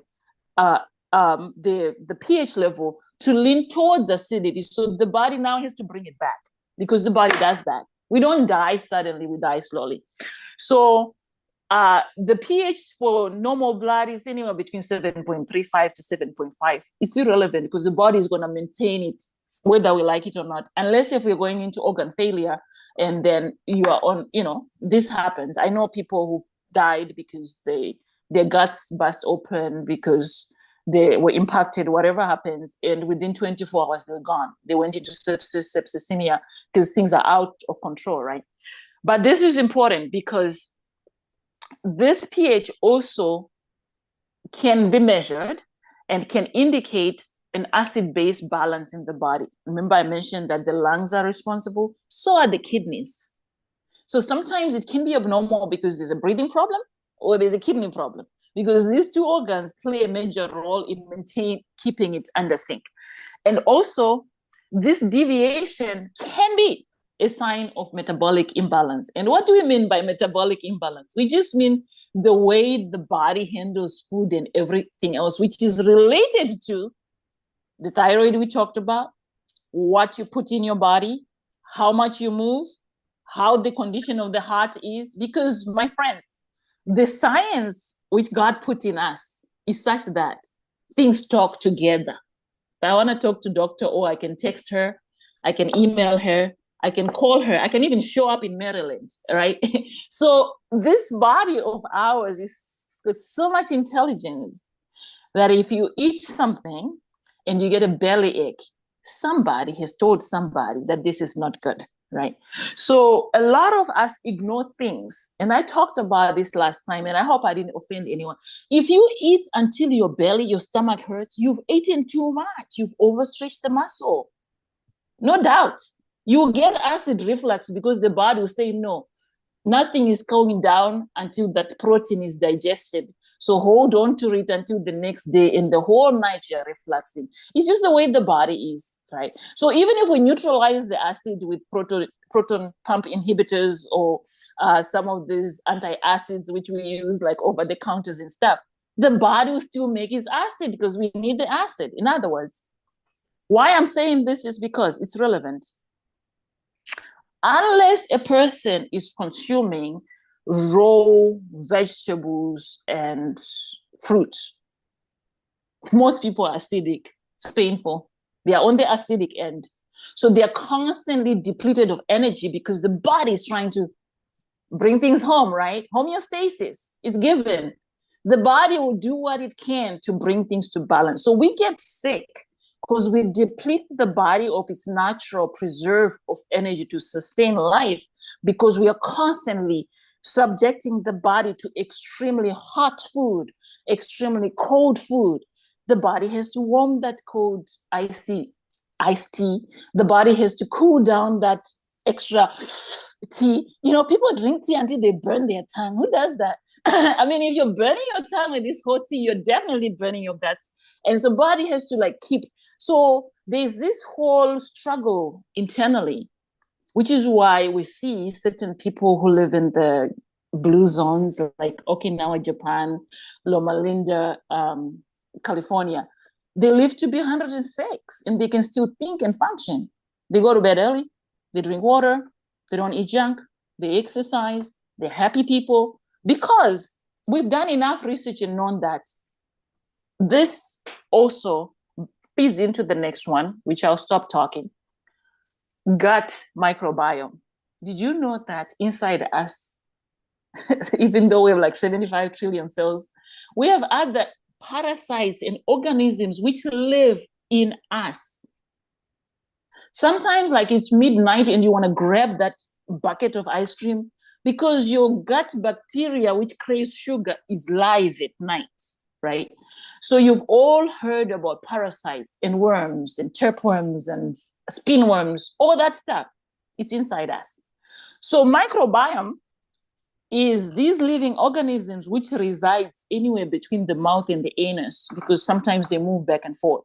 So anybody who has like an itchy backside, like your anus itches at night, sometimes it's the parasites which is going downstairs and just laying these eggs, because they lay a lot of eggs. There's a little test they do with tape. I don't want to talk about this. They put tape like at night in the backside, and then you look, you see the eggs. I didn't know that there's a lot of foreigners who live in us until I came across this microbiome. I said, wait, so there's a reason why our mothers nest us? I'm like, yeah, because it's part of who we are. So the use of antibiotics sometimes will clean this good stuff. It's called flora. It's like good germs. You know, we call it flora. So that's why you hear people talk about probiotics, prebiotics, and stuff like that. That's why your doctor might give you an antifungal with an antibiotic at the same time, because you're going to get an itch, fungal infection, and so forth, because these things, they either live or they die. So what's the relevance? Anybody wants to know the relevance? The relevance is the balance of this bacteria in the gut is important for digestion, for immune function, for overall health, for homeostasis. The imbalance which results in some of the things we see, which nobody is responsible, they just show up. Things like IBS, obesity, autoimmune diseases. Autoimmune disease is just like your body's destroying its own cells for one reason or the other, whether it's genetics, toxins, whatever. Half the times we don't know, but we know them by name. We know the autoimmune conditions. So good gut health is relevant. I used to wonder why, like when I was younger, I would see all these old people wake up very early in the morning and they go to the fields and they work, and they only show up like around midday, and you see them sitting in the perimeter of their huts, because I grew up in Africa, and they'll be eating this kombucha maheu kind of thing. You know what I'm talking about, Dr. O, the thing they make in the calabashes of clay, where they put like hot water and corn or sorghum, and then it sits for a couple of days and they drink it. That was probiotics. Yes. The village drink they make from corn, from whatever. It's not beer. It doesn't ferment until it becomes beer. They leave it for 3 days. And if they leave it for 7 days, it becomes fermented as beer. So it's very interesting that traditionally we got our probiotics from these village cooked things. Now it's kombucha. That's what they call it here. So those drinks which you would live to make and brew until it becomes sour, like I know in Zimbabwe, they did that. They would come back from the fields and drink that. It's not the chibuku stuff, and also the clay. Women eat clay when they're pregnant, probiotics. I'm not saying you should eat dirt, but there's a lot on the shelf now. I personally don't do shelf stuff. I just eat raw. I'll go on the raw side and it's too much. So I'm going to land here and saying, Dr. O, take it off. Because I want to just talk about when to see the doctor and what to measure at home and how to stay happy and make sure that the inside is also happy. That's it. That's all I'm going to talk about. Happy stuff. That was a lot. So now I don't know which to talk about, but I'll talk about the liver. You mentioned the liver. So your test, when you do your testings and your comprehensive metabolic test is done, the liver function test is included. Sometimes, it will be done separately if there's concern about the patient's liver. So what are the tests exactly? It contains things like bilirubin, alkaline phosphatase, AST, and ALT. So when it's elevated, if the AST is elevated, it's usually in people who drink a lot of alcoholism, and they develop this, fatty liver that can become cirrhotic, then it can become cancer. If the ALT is elevated, it's usually viral, like hepatitis A, B, or C. And I keep saying usually because, nothing is written in stone, especially because now we've seen fatty liver in elevated liver function. People don't have viral hepatitis, they've never drank alcohol, so it's not about drinking, but it's about the fat in the abdominal area. We're back again to that abdominal fat. Yeah, it's terrible. Yes, so some are saying in the medical community now that is the next epidemic, the fatty liver from, big tummy, because people don't now have that elevated liver function. They do ultrasound, we find out that it is fatty liver because of fat. A lot of people have difficulty changing this lifestyle to bring this thing down. And so the liver can become cirrhotic, which means it becomes shriveled up like that, and then it becomes liver cancer. When people have liver cancer, they usually give them 6 months to live. It's not a good thing. Not a good thing. So that's what I'll say about the liver and about the fact that we need to pay particular attention to our health, the abdominal gut, especially. So I'm giving it back to you. And yeah. Dr. O, breaks my heart. I'm going to say this, I'm going to be kind. So you touched on a subject which is painful, of fatty liver. So most people would come to me and say, hey, tell me, what's this fatty liver business? I've never drank before. So remember how we talked about sugar, right? Yeah. So when sugar, which comes from sweets, starch, carbohydrates, whatever you want to call it, it's like a whole, it's a range. It's a range from liquids to solids plus. Mm-hmm. The sugar, when it enters the body can only do two things with sugar. It can use it for energy, or it can store it. And it stores it as glycogen in the liver. So sugar is stored as fat if it's not used. And fat is stored as fat when it's not used. So this whole idea of putting cooking oil in a pot every time we cook, I don't even know where that came from, but you know what I mean? Like people would like put a lot of cooking oil before they cook anything. I'm not sure who really came up with that. It's all fat. And all the body does is take that fat and store it inside the arteries or inside the body as body fat, which is why we are obese, or in the liver as fat. So you can get fatty liver when you've never drank alcohol. You can get non-alcoholic fatty liver. However, insulin is a fat storing hormone. Insulin takes sugar and hides it as fat in the body or in the liver. So what happens, because we consume a lot of sugar, the only reason why we don't become diabetic is because insulin is working. It stores it. So fatty liver is really coming from that.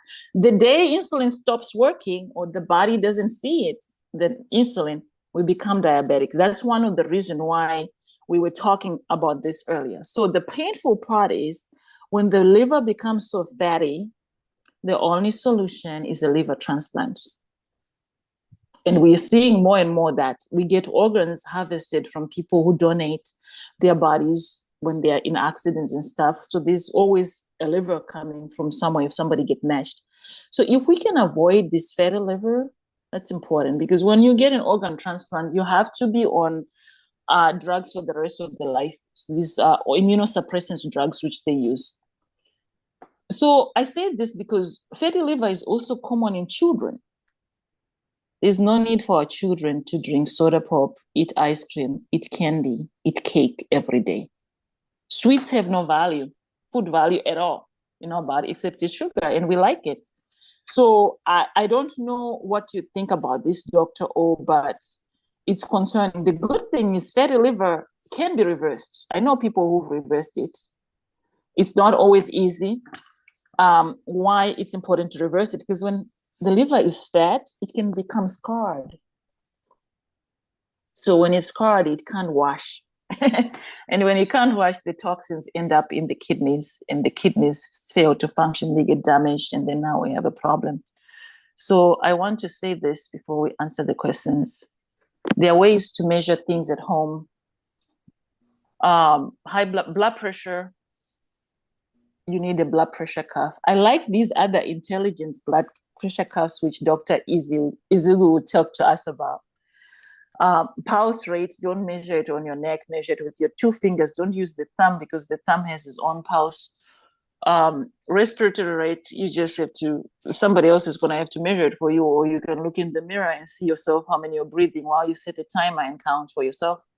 Body temperature, of course, we have the new thermometers now. You can even just put it on your skin, or we don't use the ones we checked before, the mercury ones. I don't know, they disappeared now. That's what hard work. And of course, the oxygen saturation, you need a pulse ox. There are times when we have to seek help, medical attention is needed. When you know your pulse rate is lower than normal or higher than normal, go see your doctor. Go to the emergency room or the nearest clinic. Your blood pressure is over 140, over 90. It's time to see the doctor. 90 over 60. Unless if that's your norm, see the doctor. When your breathing rate is less than 12 or higher than 25, that means you're breathing a little faster, needs to be checked. Temperature, we've talked about it. And all I can say is, my friends, this is great. We have an opportunity to talk about lifestyle changes. We have an opportunity to talk about some of the things we are doing together. I'm going to let Dr. Izugu say something. I did post a link in the chat for GHINF. That's just for medical practitioners. That's where we are spending time talking about what we can do.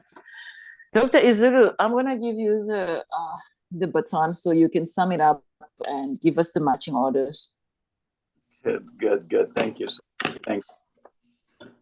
Excuse me. Yeah, I'm just going to take briefly, just talk about let's say, the fatty liver. And I'm sure if we ask many of us on this forum, We know many people that have a lot of big belly. We know how we don't even need to have to build a big hospital to use education forum like this to tell people how to begin to make changes that can improve their life. Even if we cannot get those who are already now in their 70s, we can start with those who are now in their 20s and make big changes. We even talk about the way how you feed little children and how some of our diet in many of our African countries have been westernized instead of we're using the normal, natural foods, so that we can impact by just educating either in a forum or outreach or clinics or whatever in remote areas. But education becomes so important for us in preventing these disease complications. If one of them have liver failed, how many of you can tell how many Nigerians have gotten liver transplant? It's almost impossible. How many of them have gotten heart transplant? It's almost impossible.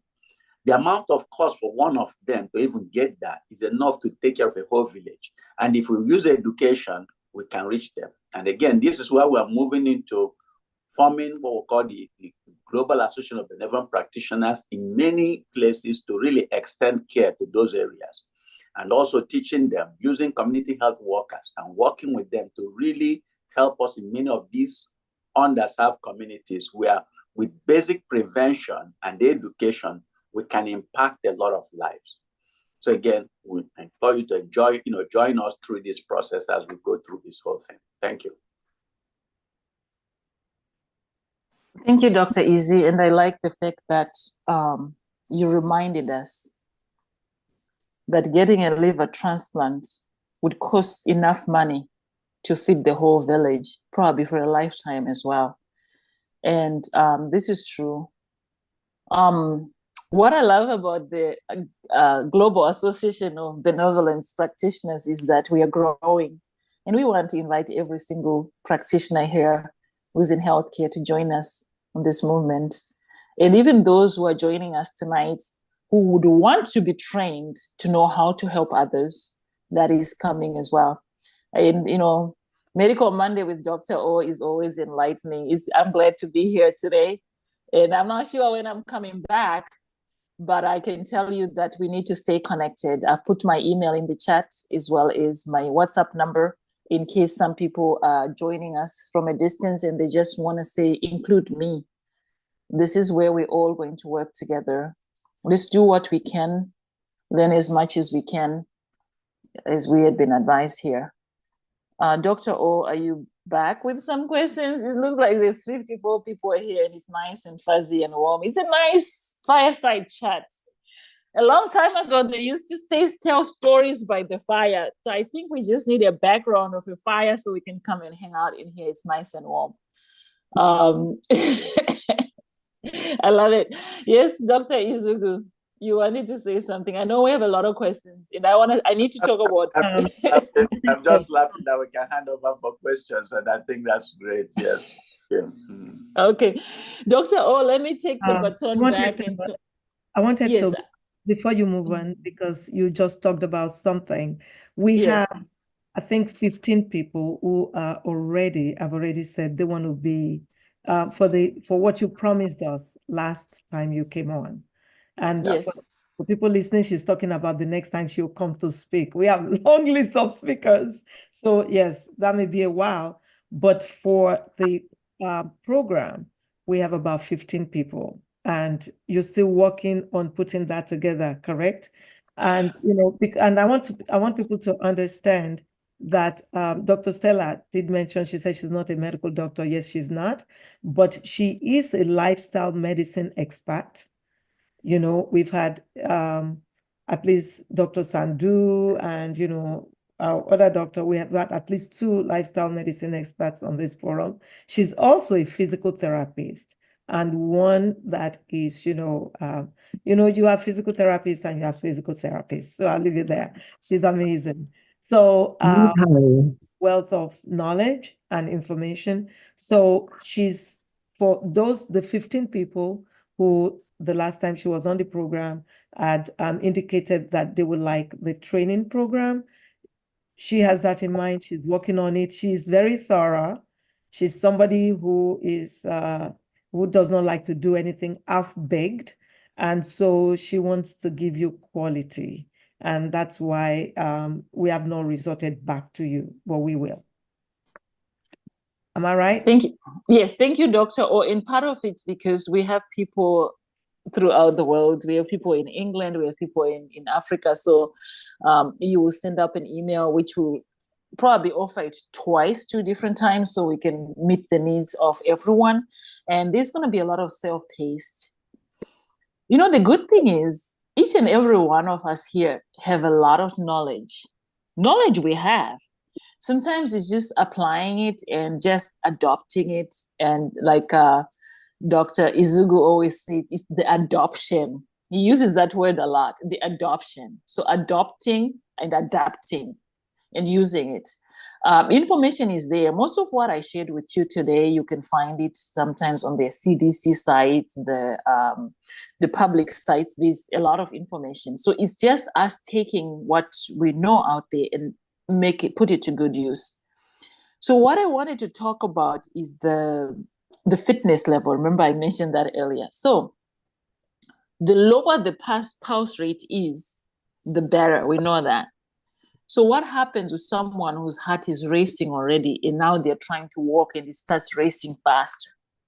You have to pace yourself, because sometimes when heart rate is already high, you can't do much. But you could do a little weight, you could lift a little dumbbell and do fine. So physical activity is when you get like 30 minutes for a minimum of 5 days a week, which is moderate. And moderate physical activity is classified as if you can't sing and you can barely finish a sentence, it's a talk test. Then you know you're there and you maintain that for 30 minutes. So if Dr. O is walking and she's talking the way she's been talking tonight, she's not there yet. But if she's like she's trying to catch her breath, that's moderate. And spending 30 minutes there is what we're talking about. The other way of knowing it is by using a heart rate formula. It's kind of hard for me to explain it here, but I'll try and sum it up. You take 220, you minus your age. You get the highest heart rate you should never reach when you're working out or walking or doing whatever, squats, you name it. You multiply that by 60%. So it's 60 to 70% of that range, which is what is moderate. Because some people might be here and saying, I walk all the time, I get on my treadmill, how come I'm not getting any fitter? Its fitness is determined by the demand of oxygen by the heart. It's VO2 max. That's what fitness is. Whether that's cardiovascular fitness or endurance, it's the heart consumption of oxygen, which determines how much work the body is doing. So for someone who's not well, a little bit can be too much. And for somebody who's fit, a little bit can be nothing. And that's why I'm saying this. So I'm not sure what some of the questions are, Dr. O. I can't see her. She kind of disappeared here. But I saw a question earlier about over-the-counter. I answered it. Let's stop. I answered it. Let me give you some questions. How come you can't see me on and off? Because you vanish and then you disappear, and then I'm like, where did she go? No, I've been here. I didn't move. Seriously. The camera goes to someone else and I see a name. I'm like, what's going on with the technology maze? All right, Dr. O, bring it on. No. It's very nice to have everyone join us here. This is the place to be on Monday. You can't be watching TV and missing Dr. O's Medical Mondays. So enlightening. Oh, it's so powerful. Thank you. Thank you, Dr. O, for being a great host. Thank you for coming, and thanks to everyone. It's all of us making this happen. So there's this question that Mary is asking. What are your thoughts about over-the-counter fiber-rich drinks? Fiber-rich drinks, such as Metamucil and Benefiber and fiber supplements. So fiber is your friend. There's soluble and non-soluble fibers. I don't know the science of who really makes sure this is soluble, non-soluble, but this is all I know. I can tell you. When fiber is present in the food, it draws water into the guts. which aids digestion and allows us to eliminate efficiently, which means feces come out with ease. We minimize hemorrhoids and all this. And in that process, fiber pulls with it fat, and fat comes out. So it's really, so when it comes to packaged fibers, I'm a kind person when it comes to processed stuff. So I'm not going to speak for or against, but I can tell you the easiest solution is to eat as close as you can to the ground. That means you get something in its natural form and eat it, because once it's in a package, it came from somewhere else, right? It was taken out of the wheat germ of something, so cereal no longer have fiber. That's a good example. It was taken out of flour, so white bread doesn't have fiber. So personally, I don't know of those things. I've never taken them, but I prefer to eat an apple versus apple juice. That's what I mean, as close as you can. An orange versus orange juice, because by the time you make a glass of orange juice, you've squeezed out so much of it, you've taken the fiber away. So the fiber goes to something else which looks orange, right? I think that's what the fiber comes from. It tastes like that, right? Some of it tastes like orange. So my recommendation is do what is best for you and consume enough fiber. However, if you go to the store and you have like 2 loaves of bread and one has 0 fiber, the other one is 2%, go with the 2%, because you need, I don't want to quote the wrong number, but it's a huge percentage of fiber you need a day. It's actually, you can't get it from 2 slices of bread, the amount of fiber the body needs.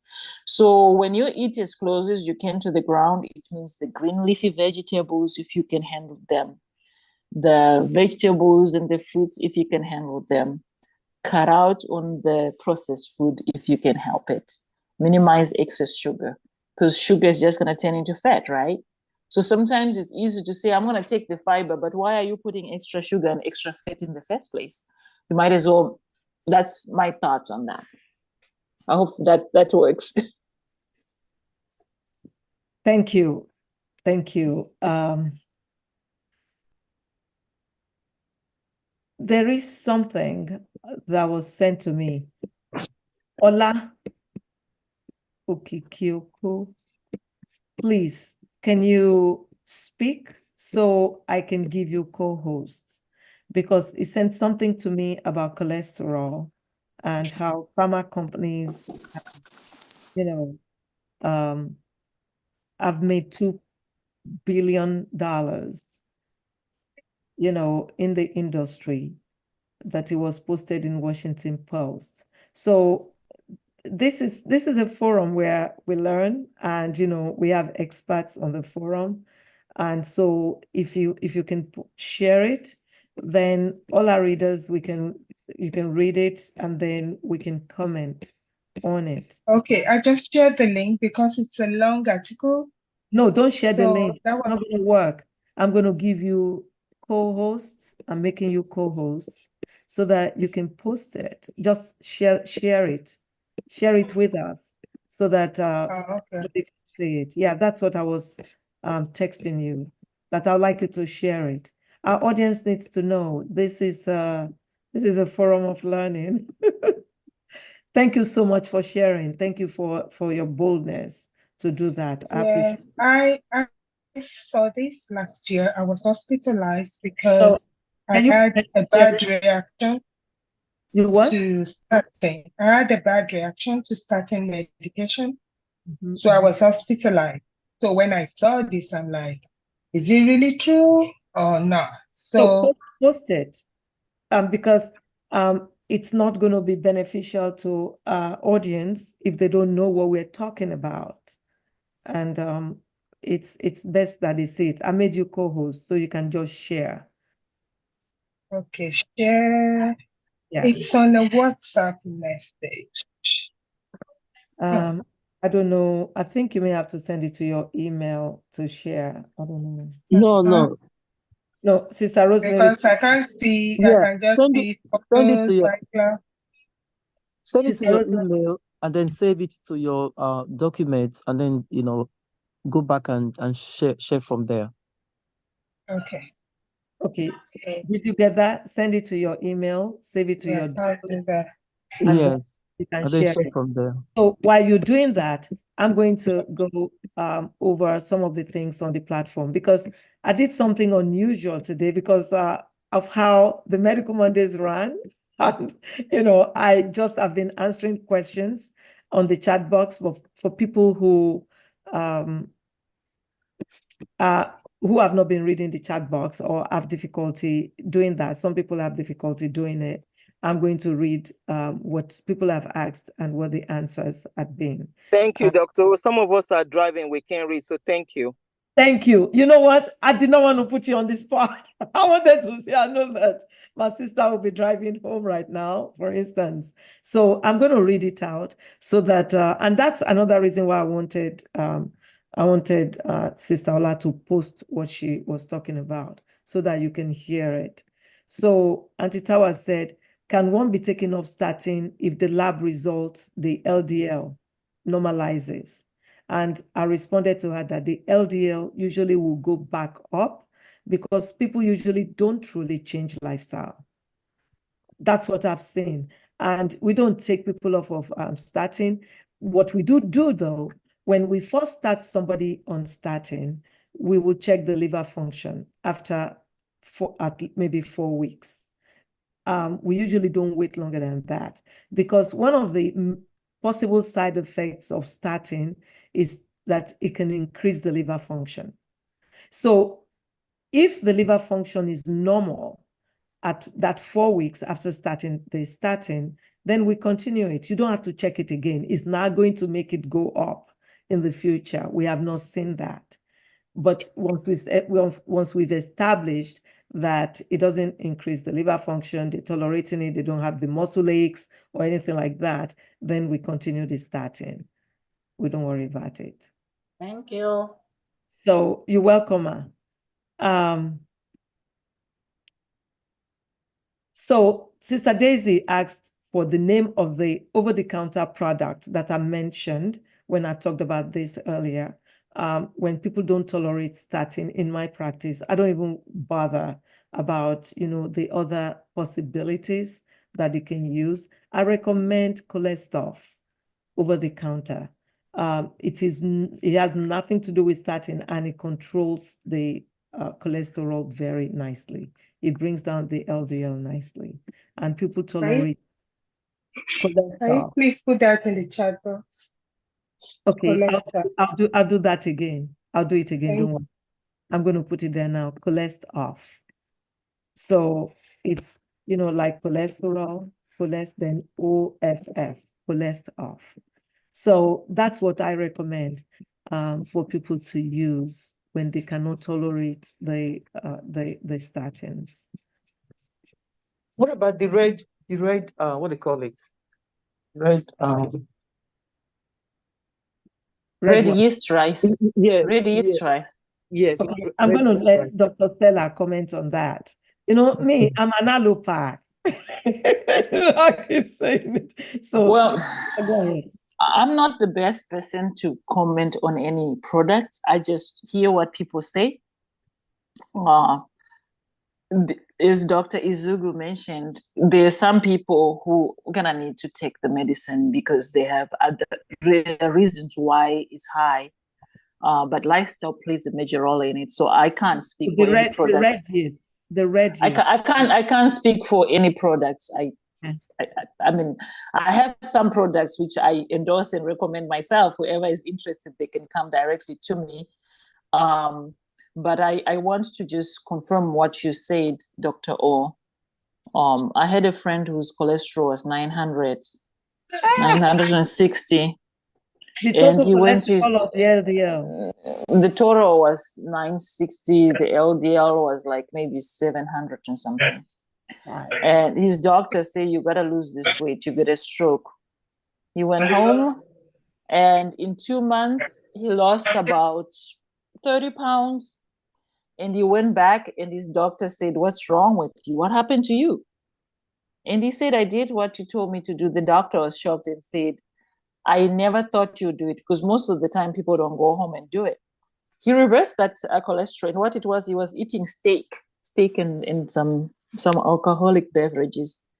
So the red yeast, I'm sure it will work for some people, but the best remedy is proactive wellness to actually avoid those things which introduce too much fat. That's all I can say. Yeah. So Damien from London said, lifestyle change and maintain is always difficult, even if all the required information is available. And that is true. Abby, that's my sister in London, said, which Nigerian foods are fiber? So Dr. Stella is, she's adopted Nigerian, which is not Nigerian. So which African foods are fiber? Okay. So I can tell you from the Nigerian food I know, I like fufu. I used to think fufu comes from corn because most African countries, corn is shima and sadza and whatever, but fufu comes from the yam, the one they pound, right? It's a good dish. That's the kind of one. Yeah. But consumption of too much fufu is not good. So don't go beyond your fists with oguso soup, the fufu, and the okra, and the sweet stuff there. Don't put more than a fist. So anything which is coming from naturally grown food is definitely. I think when you cook the okra and the other food, limit the oil. I think oil is a victim, is a problem. These ones have fiber. So the fufu is fiber? The fufu has fiber. It comes from the yam. It's pounded yam. It's not processed. They don't sift the fiber out. Whereas things like corn, they'll sift the fiber out, right, and give it to the chickens and just get the fine stuff in some places. So yam, yuca, or cassava, the spinach, the vegetables, everything which your grandma used to grow and feed on.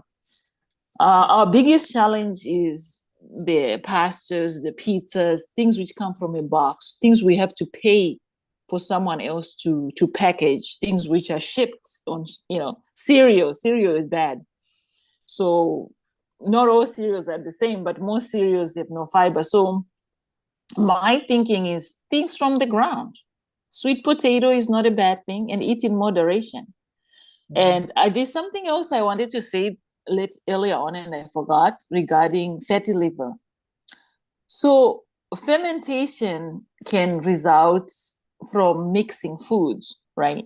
So let's say you go to a picnic and you eat rice, or you go to a potluck or a church or party, you eat rice, you eat watermelon, you eat bread, you eat spaghetti. You know how it is.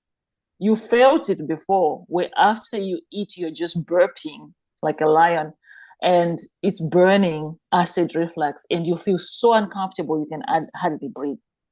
Something happens when we mix a lot of food together in the stomach, especially if there's sugar, which is fruit is sugar, and protein and starch. And it slows down digestion because protein take longer to digest than simple sugars. So you can end up with acid formation and end up with cirrhosis from just the way we eat. That's one thing people don't talk about.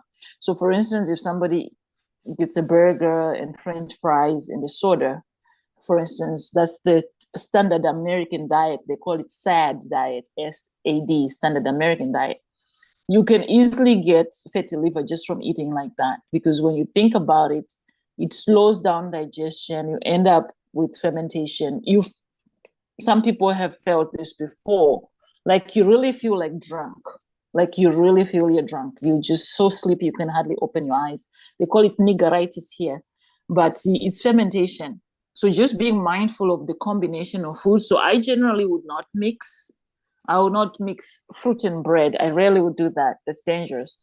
But I would probably eat fruit on its own, more in the morning, and then eat a good lunch, and then light in the evening, stuff like that. There are some cultures which have really mastered this. Going to bed with a full stomach, you can end up with a lot of fermentation and a lot of cirrhosis brewing there. Most of us do that. Eating ice cream after you eat rice and beans, stuff like that. Because the sugar is just going to ferment because there's acid already, and that's how they make beer. It's acid sugar and heat, starch, right? So when you eat certain combination of food and you feel like it's not going on well, change things around a little bit and see if you feel good. You should not hurt after eating a meal. Unless somebody has ulcers or something, then they need to see their doctor. That's you. I hope that helps. Auntie Tone in Nigeria, Auntie Ngore, said, what is the use of ezetimibe ezetimibe tabs instead of statin? So it is a medication that lowers cholesterol also, but it is used as an adjunct with statin. It is not used instead of statin. It's not that effective, but it will be used in combination with statin in the case where it is needed. So it is patient by patient that we decide what is best for the patient.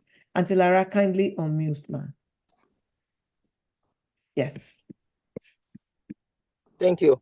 So she said, don't eat ice cream after you have eaten rice or whatever. And you go to parties, ice cream is like served after the meal as something a little on the lighter mood. As dessert. As dessert, thank you. So all this cultural stuff. So should we have eat? We are like ice cream, or should we eat ice cream before rice, or what can we do? To be honest, it just massages the brain. It massages the brain. It makes us feel good, but it's really not. It's just something over time which has been adopted to have dessert. There's nothing wrong with it, but sometimes people end up eating the dessert because they're uncomfortable. The stomach is uncomfortable. I've done it where I've eaten, I'm like, oh, it doesn't feel right. I need something sweet to eat. So part of it is habit. Part of it is things we've adopted. I don't recall growing up, my grandmother said this dessert. I don't recall. And if anyone here who was born before 1969 can say they remember their grandmother making dessert, then please let me know which dessert. No, okay, let's bring that home. It's not our culture to eat dessert. We don't. Even till today, it is not, except people who have adopted the Western culture. It's not an African thing.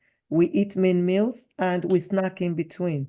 So those things called desserts were in between meals growing up, and it's still the same when I go back to Nigeria. That's what I still see. But here is where we have adopted the Western culture that we eat dessert.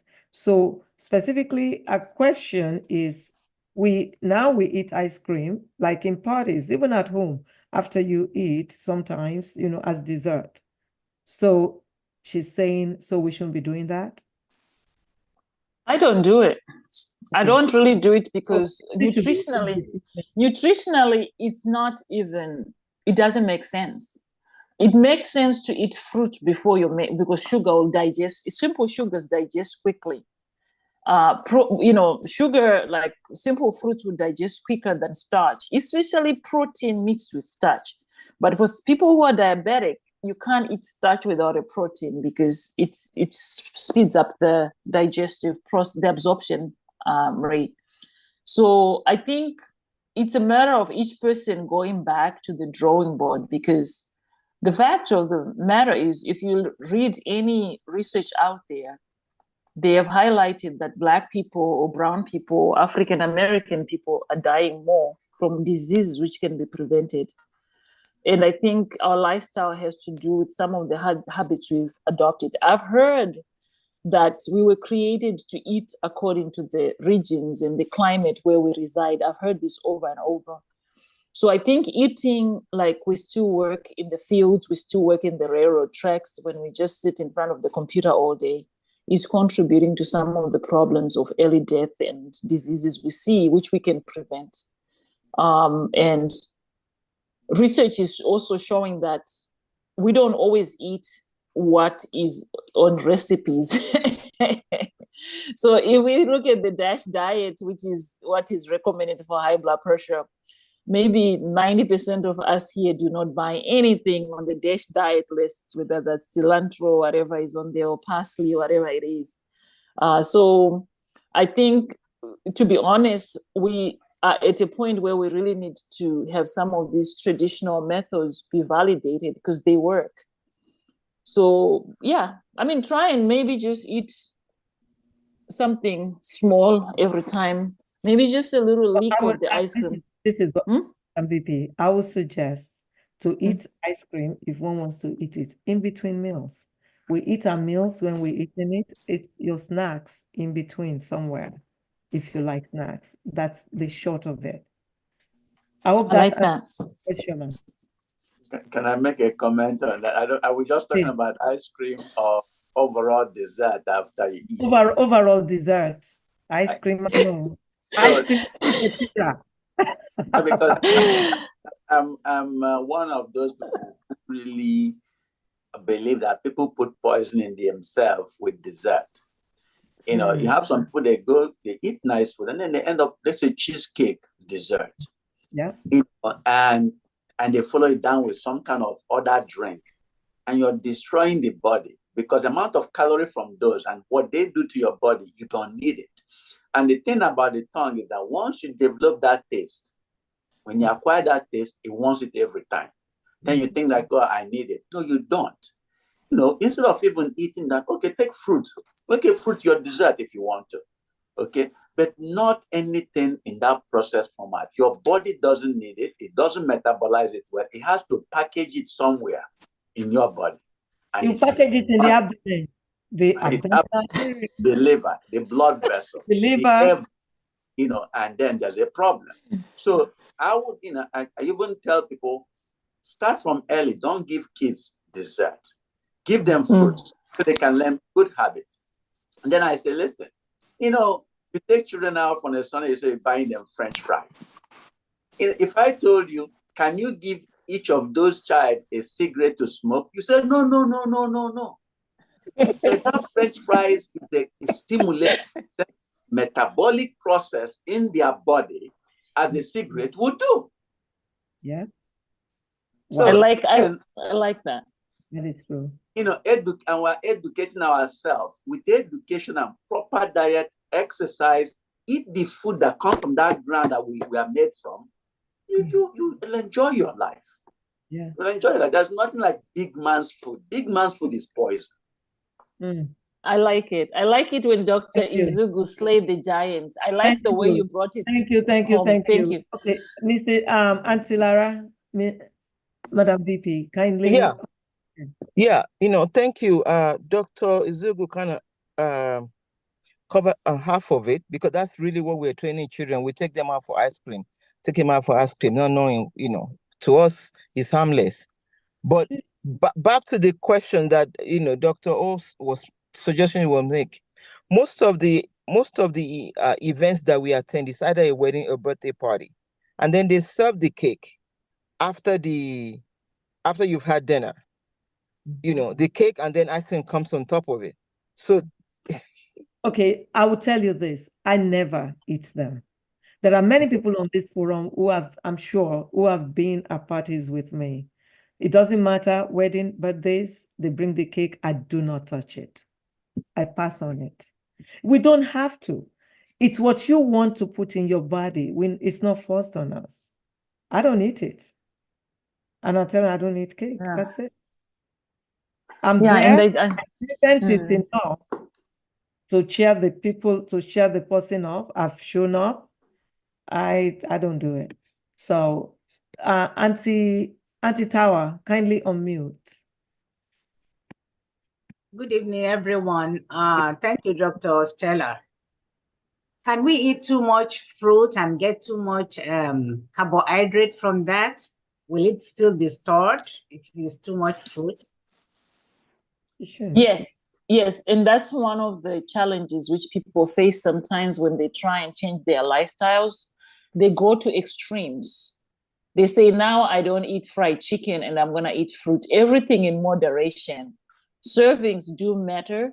What the body does not use, the body will store. And that's a fact. So yeah, definitely. So there is some guidelines we talked about. The myplate.gov has a guideline. Most servings is a cup in most cases, but I think if you see yourself, the fruit is more than the size of your fist, that's overkill. That's a little too much for sure. Unless if somebody is working and digging holes all day, building fences, building houses, they need extra. Most people, we are not using up that. And what Dr. Izugu just highlighted is that that extra sugar is going to clog the arteries. That extra sugar is going to kill the tiny, tiny, tiny little vessels which supply blood to the eyes. Blindness will set in. They are going to clog the arteries, going to the kidneys. Kidneys will fail. The artery is going to the brain. A stroke will happen. So the number one cause of heart disease, The feet. Yes, the feet circulation. Amputation would occur. Yes, the number one cause of renal failure is sugar. So sugar, which comes from these sweets and these desserts, is dangerous, especially when you're talking about cheesecake, which not only does it have sugar, it has salt and it has fat. So definitely. And I want to comment on that cholesterol, that article which was posted about cholesterol. To be honest, whether cholesterol is taken off the list or not by the government. No, please don't talk about that yet, because our audience don't know what we're talking about. Okay. No, Yeah, but I want to. Let's hold it. Let's hold it. I'll see what I can do with it. They have to know what we're talking about to then comment. So Haman in London says he's pre-diabetic, but not sure what the critical numbers to be aware of that tips him into the diabetic zone. So I posted it that the normal A1C, that's the marker that shows what the sugar has been running in the last 3 months before it was checked. Normal is 4.8 to 5.6. Anywhere when you get to 5.7, and I wrote 5.6, it's really 5.7. 5.7 to 6.4 puts that person at increased risk of diabetes or pre-diabetic, as some people will say. And 6.5 and above is diabetic. So to answer that question straight, if you're 6.5 and above, you are diabetes. And so I'm going to share. Okay. Dr. O, can I make a comment on that pre-diabetes issue? Please, go ahead. But I'm still looking for. One of the things that many a time we all look at, and we say pre-diabetes, and then we think it's inconsequential. One of the assignments I give to students when they rotate through us is to really compare the complication between pre-diabetics and diabetes. Do you know they have the same complication? You can come with a heart attack with pre-diabetes. It's just that we cut off number for which we just say, oh, by now you're a man. A boy is a man. Okay? You can't be half pregnant. Pre-diabetes carries significant consequences, but at least once you notice that, you do whatever you have to do to really don't make it get worse.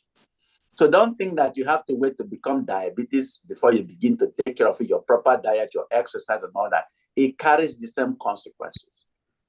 Or to wait till you become diabetes before, if your cholesterol is bad, to decide to talk about starting or not starting. It carries the same consequences. So please, manage it well. Thank you. Thank you. Yes. Can I add something to that? The diabetes prevention program is available, where people can actually go through a year-long program to lose weight. It was tested against drugs like metformin, which is used for interventions for pre-diabetes, and the percentage of benefits from lifestyle change was between a 68 and a 75%. So losing 5% of your body weight in 6 months and maintaining it can reverse or prevent diabetes for up to 5 years. My practice have that program. I'll be happy to let anybody take it self-paced. We already pre-recorded it. The other thing is in the UK, they use a different scale. When we do that sharing, And I hope you'll be ready to Yes. share to the website for the supplements if you want to do that. But I'm looking at the time, Yes. 2021, and we still have a lot of things to cover. So we need to. Yes, Dr. O, in the UK, they use a different scale, just to say, for measuring blood glucose and stuff. Thank you. Yes, they do. In Africa too. US is different. Yeah. US is the only one Yeah. different. Yes.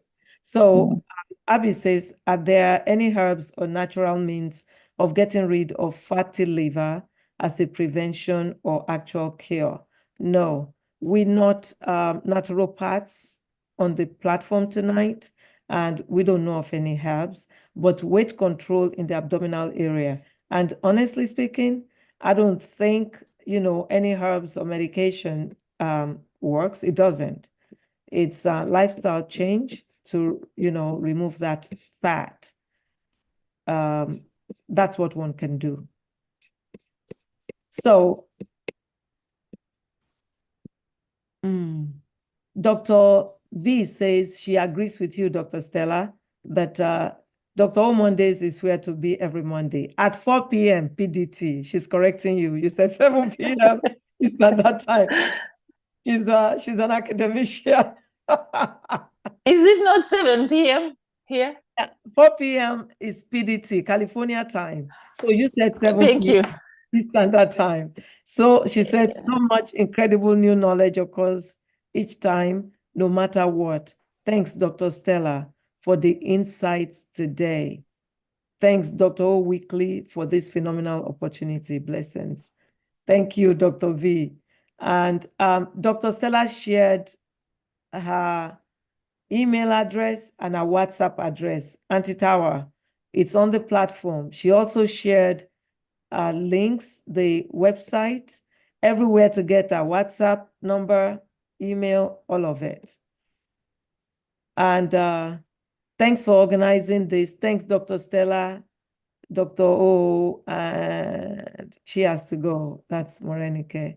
This Morenike Eyuba Oyenusi. I like the way you say it, Oyuba Oyonisi. Yes, that's her name. Sister Shade Ajike also says thank you, well needed. She said, Auntie Tower, our email is up.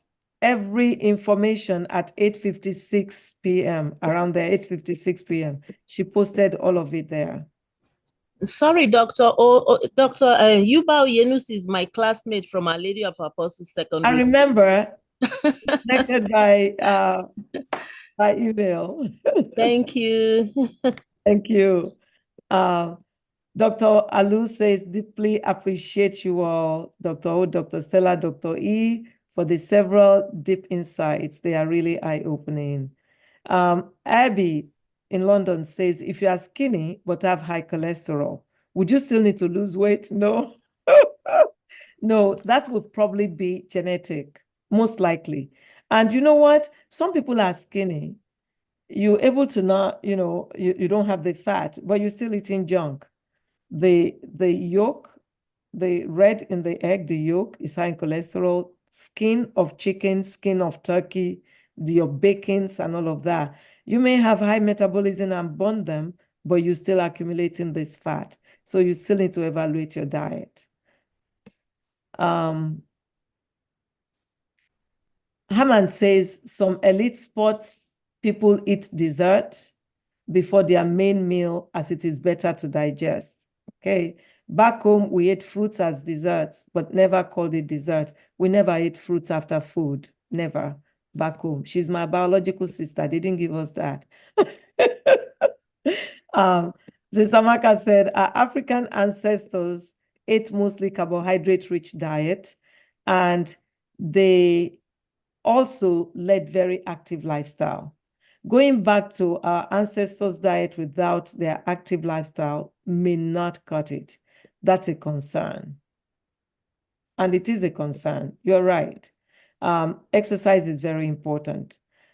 Abby says at Sister Maka, a lot of our ancestors also died from unknown deaths attributed to witchcraft or evil arrows, which may very well have been which means everybody have their carbohydrate diet. You know what? I can't argue that. I cannot argue that. Aman says, thanks for the fuller explanation on pre-diabetic solution. And Sister Ngori in Lagos said she was taking off statin and giving ezetimibe, I can never pronounce this thing, Timabe. What should she do?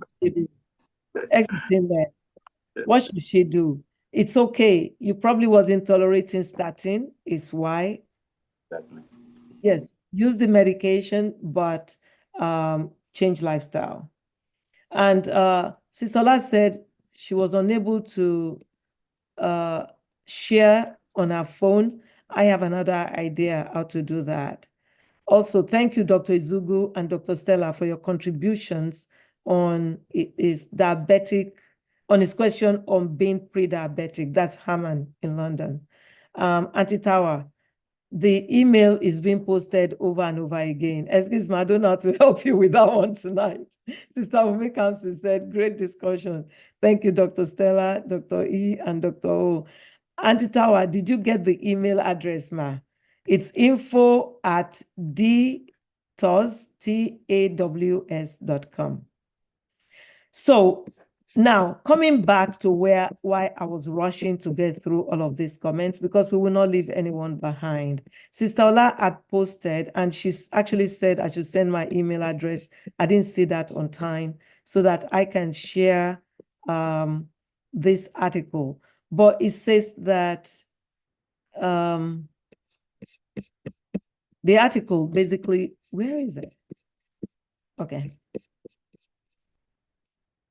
There are two articles, and it's the particular one that addresses what we need is what I want to read.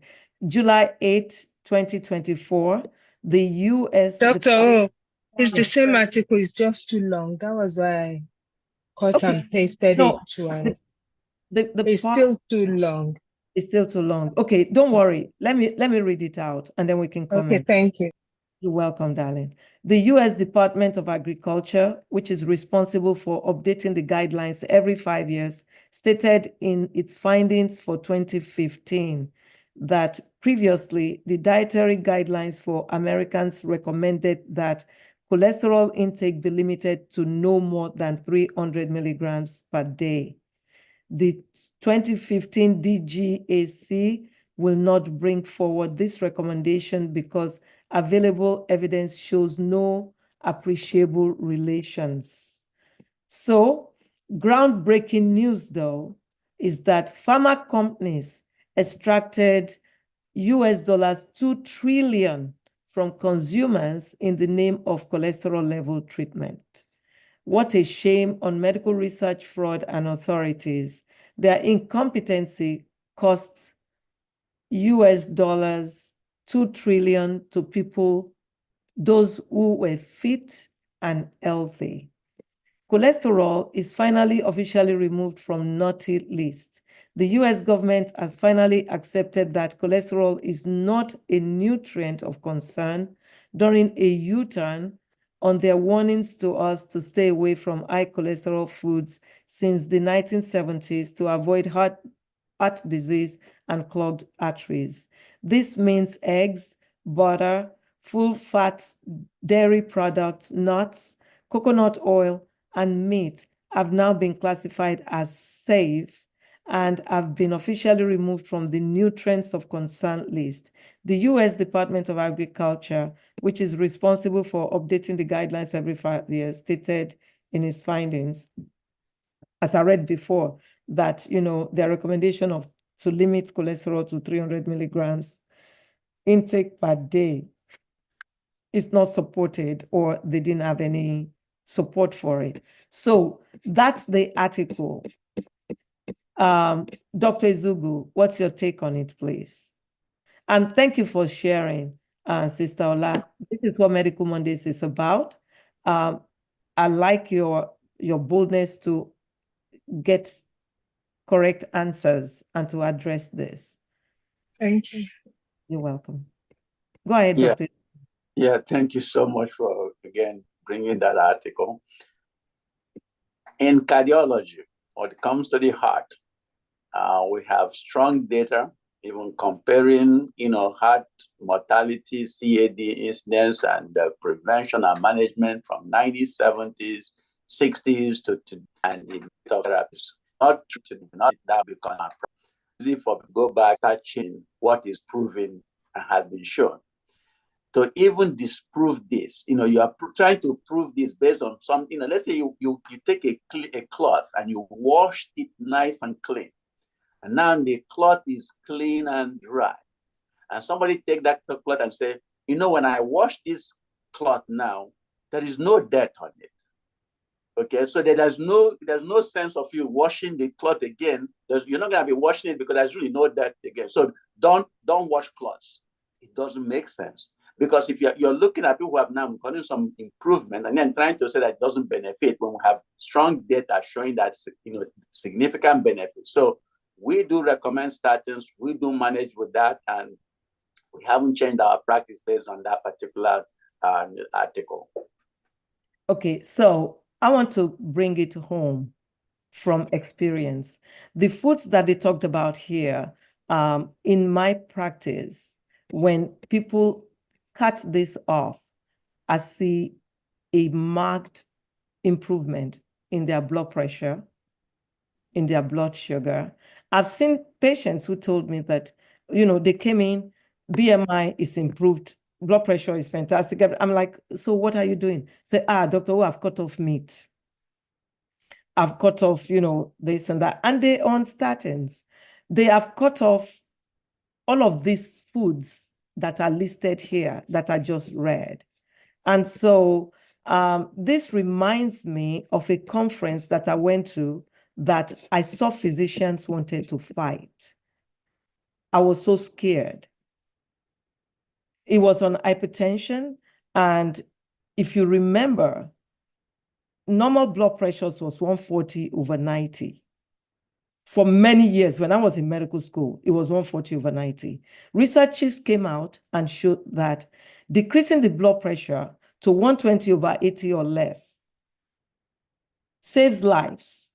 That's where we need to be. And it's even more beneficial to older folks. The older you get, the more benefit you get if your blood pressure is 120/80 or less. Then we went to this conference, all physicians conference, because we have to go, we get CMEs and all of that. And some of our counterparts said, oh, no. We should stick with the 140/90.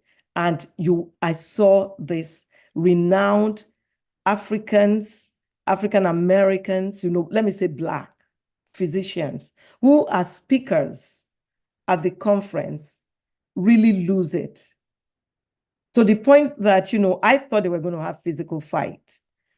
They said, you want to change this against research that we know for sure,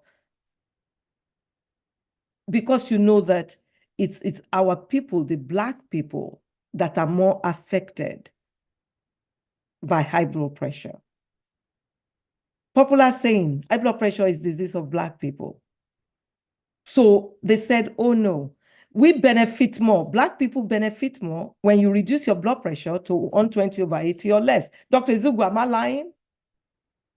You're absolutely speaking the truth. And that's what we've been pushing, and trying to even get people to understand that if we manage blood pressure properly, the amount of stroke, the heart attacks, the heart failures, the amount of kidney failures and dialysis, the amount of aneurysm, the amount of blindness, we can significantly impact healthcare in many, many places, African countries and here in America, with just basic prevention, managing those conditions early. So, thank you very much, Dr. Ezeugwu. This thing that they're saying, it is us, Black people, that it affects the most. Please, let's abstain from this diet. We have researches, we have proof that we should not be eating these things. and that we should decrease our cholesterol, we do. So eggs, limit to like twice a week if you're going to eat the yolk. But if it's, the white of it, you can eat it every day. Butter is lard. It's like dropping lard into your vessels. It doesn't make sense. Nuts are great because I'm going back to the article to go talk about that. We've talked about dairy products. For patients with high blood pressure, what we advise them is decrease your salt intake, decrease dairy products, increase fruits, vegetables, and exercise. Please, if I'm not saying the right things, if it's not what we see that as work, Dr. Izugu, Dr. Stella, interject. These things are not safe. And Sisola, I'm so glad you brought it up. Stay tuned because you will still see updates on this. We discussed this in medical forums. Believe me, you will see doctors lose it and you won't believe these are honorable professionals because they're very passionate about saving their race, our race. Thank you, Dr. O. Thank you, Dr. Izugu, for that. You're welcome. It was a bit, disturbing to see that. And my primary physician tells me something else. So I'm like, how can such an article be out there if it's misleading? You will see many articles. You're gonna see many. Uh-huh. And it's even worse when you're talking about medication that can actually be harmful, but because it's selling, they will push it and push it. And really, we face that in blood pressure management. Some medications that you shouldn't recommend for anybody, and they push for it and say, yeah. So we have to be aware of these things. And while we can, discuss them with them during conferences, we have to practice what is right. So anyway, we'll leave it there. It's medicine. Thank you, sir. Sure, thank you. And Haman just posted that he will reduce his twice daily egg intake, especially with his high blood pressure. Please do. Amen. Amen. And Auntie Angore said, what of butters that says lower cholesterol that is proactive? Oh no, don't believe any of those. They just sales gimmicks, tactics. I'm not saying don't eat them at all if you love them, but please decrease them. Dr. Stella stressed over and over again today, at least I'm going to, not in exact words, but moderation is very important. And decreasing that size, quantity is very important. Thank you so much. And geez, I just love that Sister Tola brought this up. To us. You see something you think is contradictory, please bring it up so that we can tell you what is really true inside. We can share the truth. So thank you so much, Dr. Izugu. Dr. Stella, kindly unmute and give us your parting words.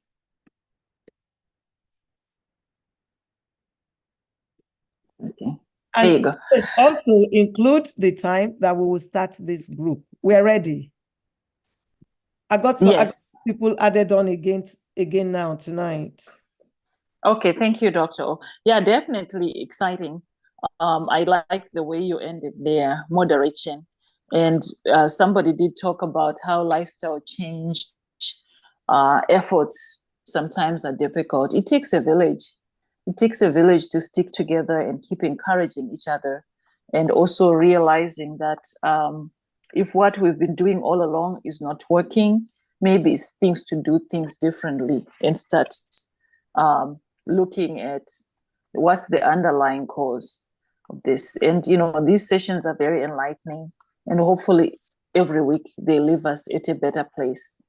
If you are here today and you are in the medical field, click this link here and join the Global Health Impact Network for medical. Dr. Izugu and I are on that app. We are going to be also offering resources. It's a global space where we can talk a little more. So yeah, thank you. I think we will definitely start beginning of the month in August, but we'll start communicating via email to everybody who has an interest.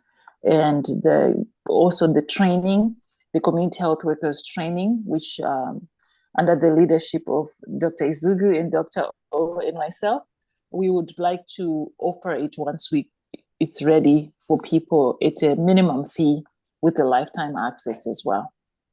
That's our desire. Thank you. Thank you. Thank you so much. And yes, I would start the email where we would discuss to find out what time, day that is convenient for everybody. We felt it would be easier to do it that way. So Haman has a question. I'm sorry, even though you've concluded, we still would answer, the questions so we don't leave anything on the table. He said, just a question, is there particular types of blood pressure tablets that are more preferable for those who are Caribbean or African descent? Yes, there are. We are encouraging our people to participate in research. In the past, the people who participated were Caucasian males, and we were all treated based on the findings in this population. We've now seen that depending on race, treatment is not necessarily the same or should not be. So there's a research that came out that showed that Black people did better with calcium channel blockers and diuretics. And that things like ACE inhibitors and ARBs, and I'll speak English in a minute, because what you will know maybe are the names of the medications. And Haman, you in Britain, your medications, the brands are different from ours, but the generic names are the same all over the world. So all those things like ACE inhibitors and ARBs, they said, Asians and white people do better. Anyways, the calcium channel blockers are things like amlodipine, felodipine, nifedipine, and Dr. Izugu helped me, the list goes on. Diuretics, hydrochlorothiazide, spironolactone, clothalidone, medications like that the Black people do better. It controls their blood pressure better. But it was one research I have seen. When one research is done, we always like other researches to be done to support it, to make sure that it is really true. I've seen one. Dr. Izugu, have you seen another? Yes, sir. I will comment on that very well. Again, in managing blood pressure is, again, like a smoke. When we see smoke, we say there's fire. But then you can have very bad fire with no smoke. So really managing blood pressure, there are multiple approaches. One is, first of all, to protect those organs. So you have to put medicine that protect the organs, and then you can put another medication that lowers the number.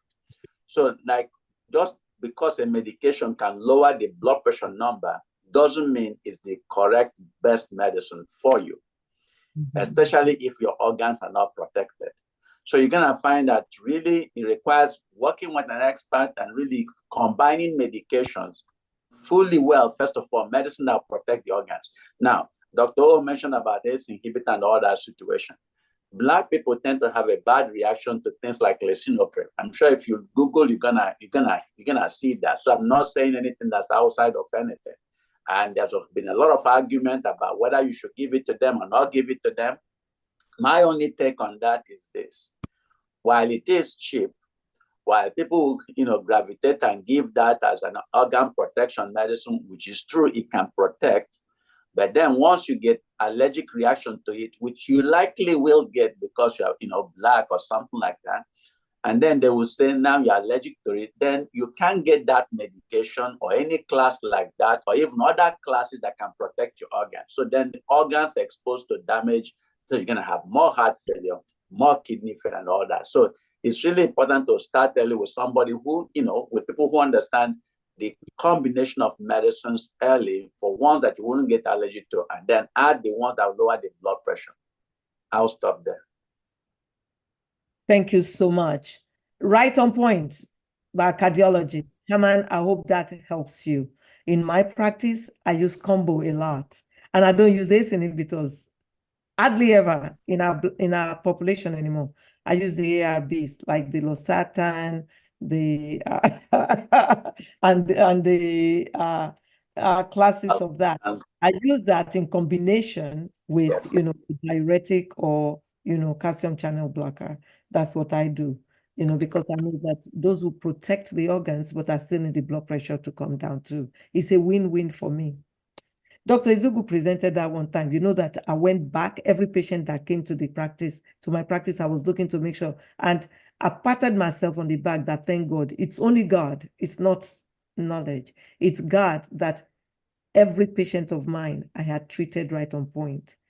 And I didn't even get the facts then. So that is God. Thank you so much, Dr. Ezugu. Thank God. Dr. Stella, I have a question for you on yogurt. Is it good to eat yogurt every day? Sister Rosemary asked, and I said no. And then she followed up with she thought it was a prebiotic. Kindly comment on that. Some people have allergies to dairy. Some people have allergies to gluten. Some people have allergies to a lot of things. It's not for everyone, but there are some people who like to eat their yogurt. As for me, I wouldn't recommend anyone to eat yogurt personally. However, there are people who like to eat it. There are other ways of getting probiotics as well. So when I was listening to the question about high blood pressure, part of the reason is because of lifestyle. When a person doesn't have flexibility, they are stiff, their muscles are tight, definitely they can end up with some high blood pressure. So physical activity is not just things like walking, it's also things like stretching, being able to reach, being able to squat, being able to bend, based on your age, being able to function at that level. Thank you. Dr. O, this is Dr. Booker. Yes. I was on lisinopril, so I know what it is. I coughed so much I thought I had cancer. They did bronch for me and everything. And once I came off of it, it's not dose dependent. That was gone. Yeah. But in terms of dairy, my daughter just made me cashew milk. These young people are doing things. So they use cashew and almond milk because she has a problem with dairy. So you could look it up. It tastes very good. Yeah. Yeah. So Mine that's did too. something new. Francie did. She made almond milk right in front of me. I learned how to make it. It was so simple. Yeah. She soaked it for days and then she blended it. Yes. It Yes. tasted so good. Yeah. Yeah. Thank you so much for sharing that. Can I say something? Yeah, go ahead. Yeah. Go ahead. According to my blood type, dairy is good for me. So yogurt is very good for me. So I don't know about anybody else. Okay. So that's why I do yogurt, yes. Personally, I don't comment on blood type and food because I need to see research that supports that, and I've not seen. And I've seen people who use the blood type and all of those things, foods that they wrote up that for this blood type, you eat this, and they ended up in the clinic with me with problems. Really? Yeah. So I've not seen research. Dr. Stella, Dr. Ezugu, have you seen any research on blood types dictating what you eat? So no, I haven't seen it. I haven't seen it. And when it comes to things like food also, we all live different lifestyles and different levels of activity. That's one thing I can say is a factor, and also the combination of food. But regarding blood types, I think it's good business for those who test blood and stuff like that. But we know sometimes people of color have allergies to salt, table salt, rice and bread, and even gluten. So testing out things would be important for someone here who experience certain symptoms and try other things. But we also know that there's placebo and nocebo effect, which is well known. If somebody believes certain foods are good for them, there is that effect. Somebody thinks this is not good, there is that effect. So it's a fact. So when it comes to some of the things we hear people talk about food, it is placebo and nocebo effect. Yeah. I agree. I'm not an expert on blood type and type of food, and it's an area that's really, I know there are certain blood types that will have certain medical conditions, and it's important to know that if they have that blood issue. But in terms of what, those are not my area of expertise at all. Mm-hmm. Yeah. It helps you to lose weight though, because I've not been able to add weight since I started doing that blood type, eating for my blood type. It's really, it has helped me tremendously. So fantastic. Check it out. Well, you eat well anyway. We cannot recommend it. In fact, you eat well, and one has to be careful because I know you very well. Somebody will get that book. They're not good eaters like you are, and they would have bad results. We are not recommending it. The three of us had said, because there's no research to support it. And like I said, I have seen, people who actually got into trouble medically because they were adhering to the diet that their blood type said they should eat according to the book that they got. And they didn't lose weight. I know two that right now, they did not lose 1 pound. They kept putting on weight. So, but you eat well. You're forgetting lifestyle change that you have embarked on for years. And I believe that's what's working for you. You exercise also? Every day. Okay. So you didn't add that when you said they should go get the book? It's a chart, it tells you beneficial food, allowed food, and avoid food. It's very, very good. So Please, they have a book. They have books also. They have a book. Oh, okay. Patient brought to me, yeah. Yeah. Thank you so much.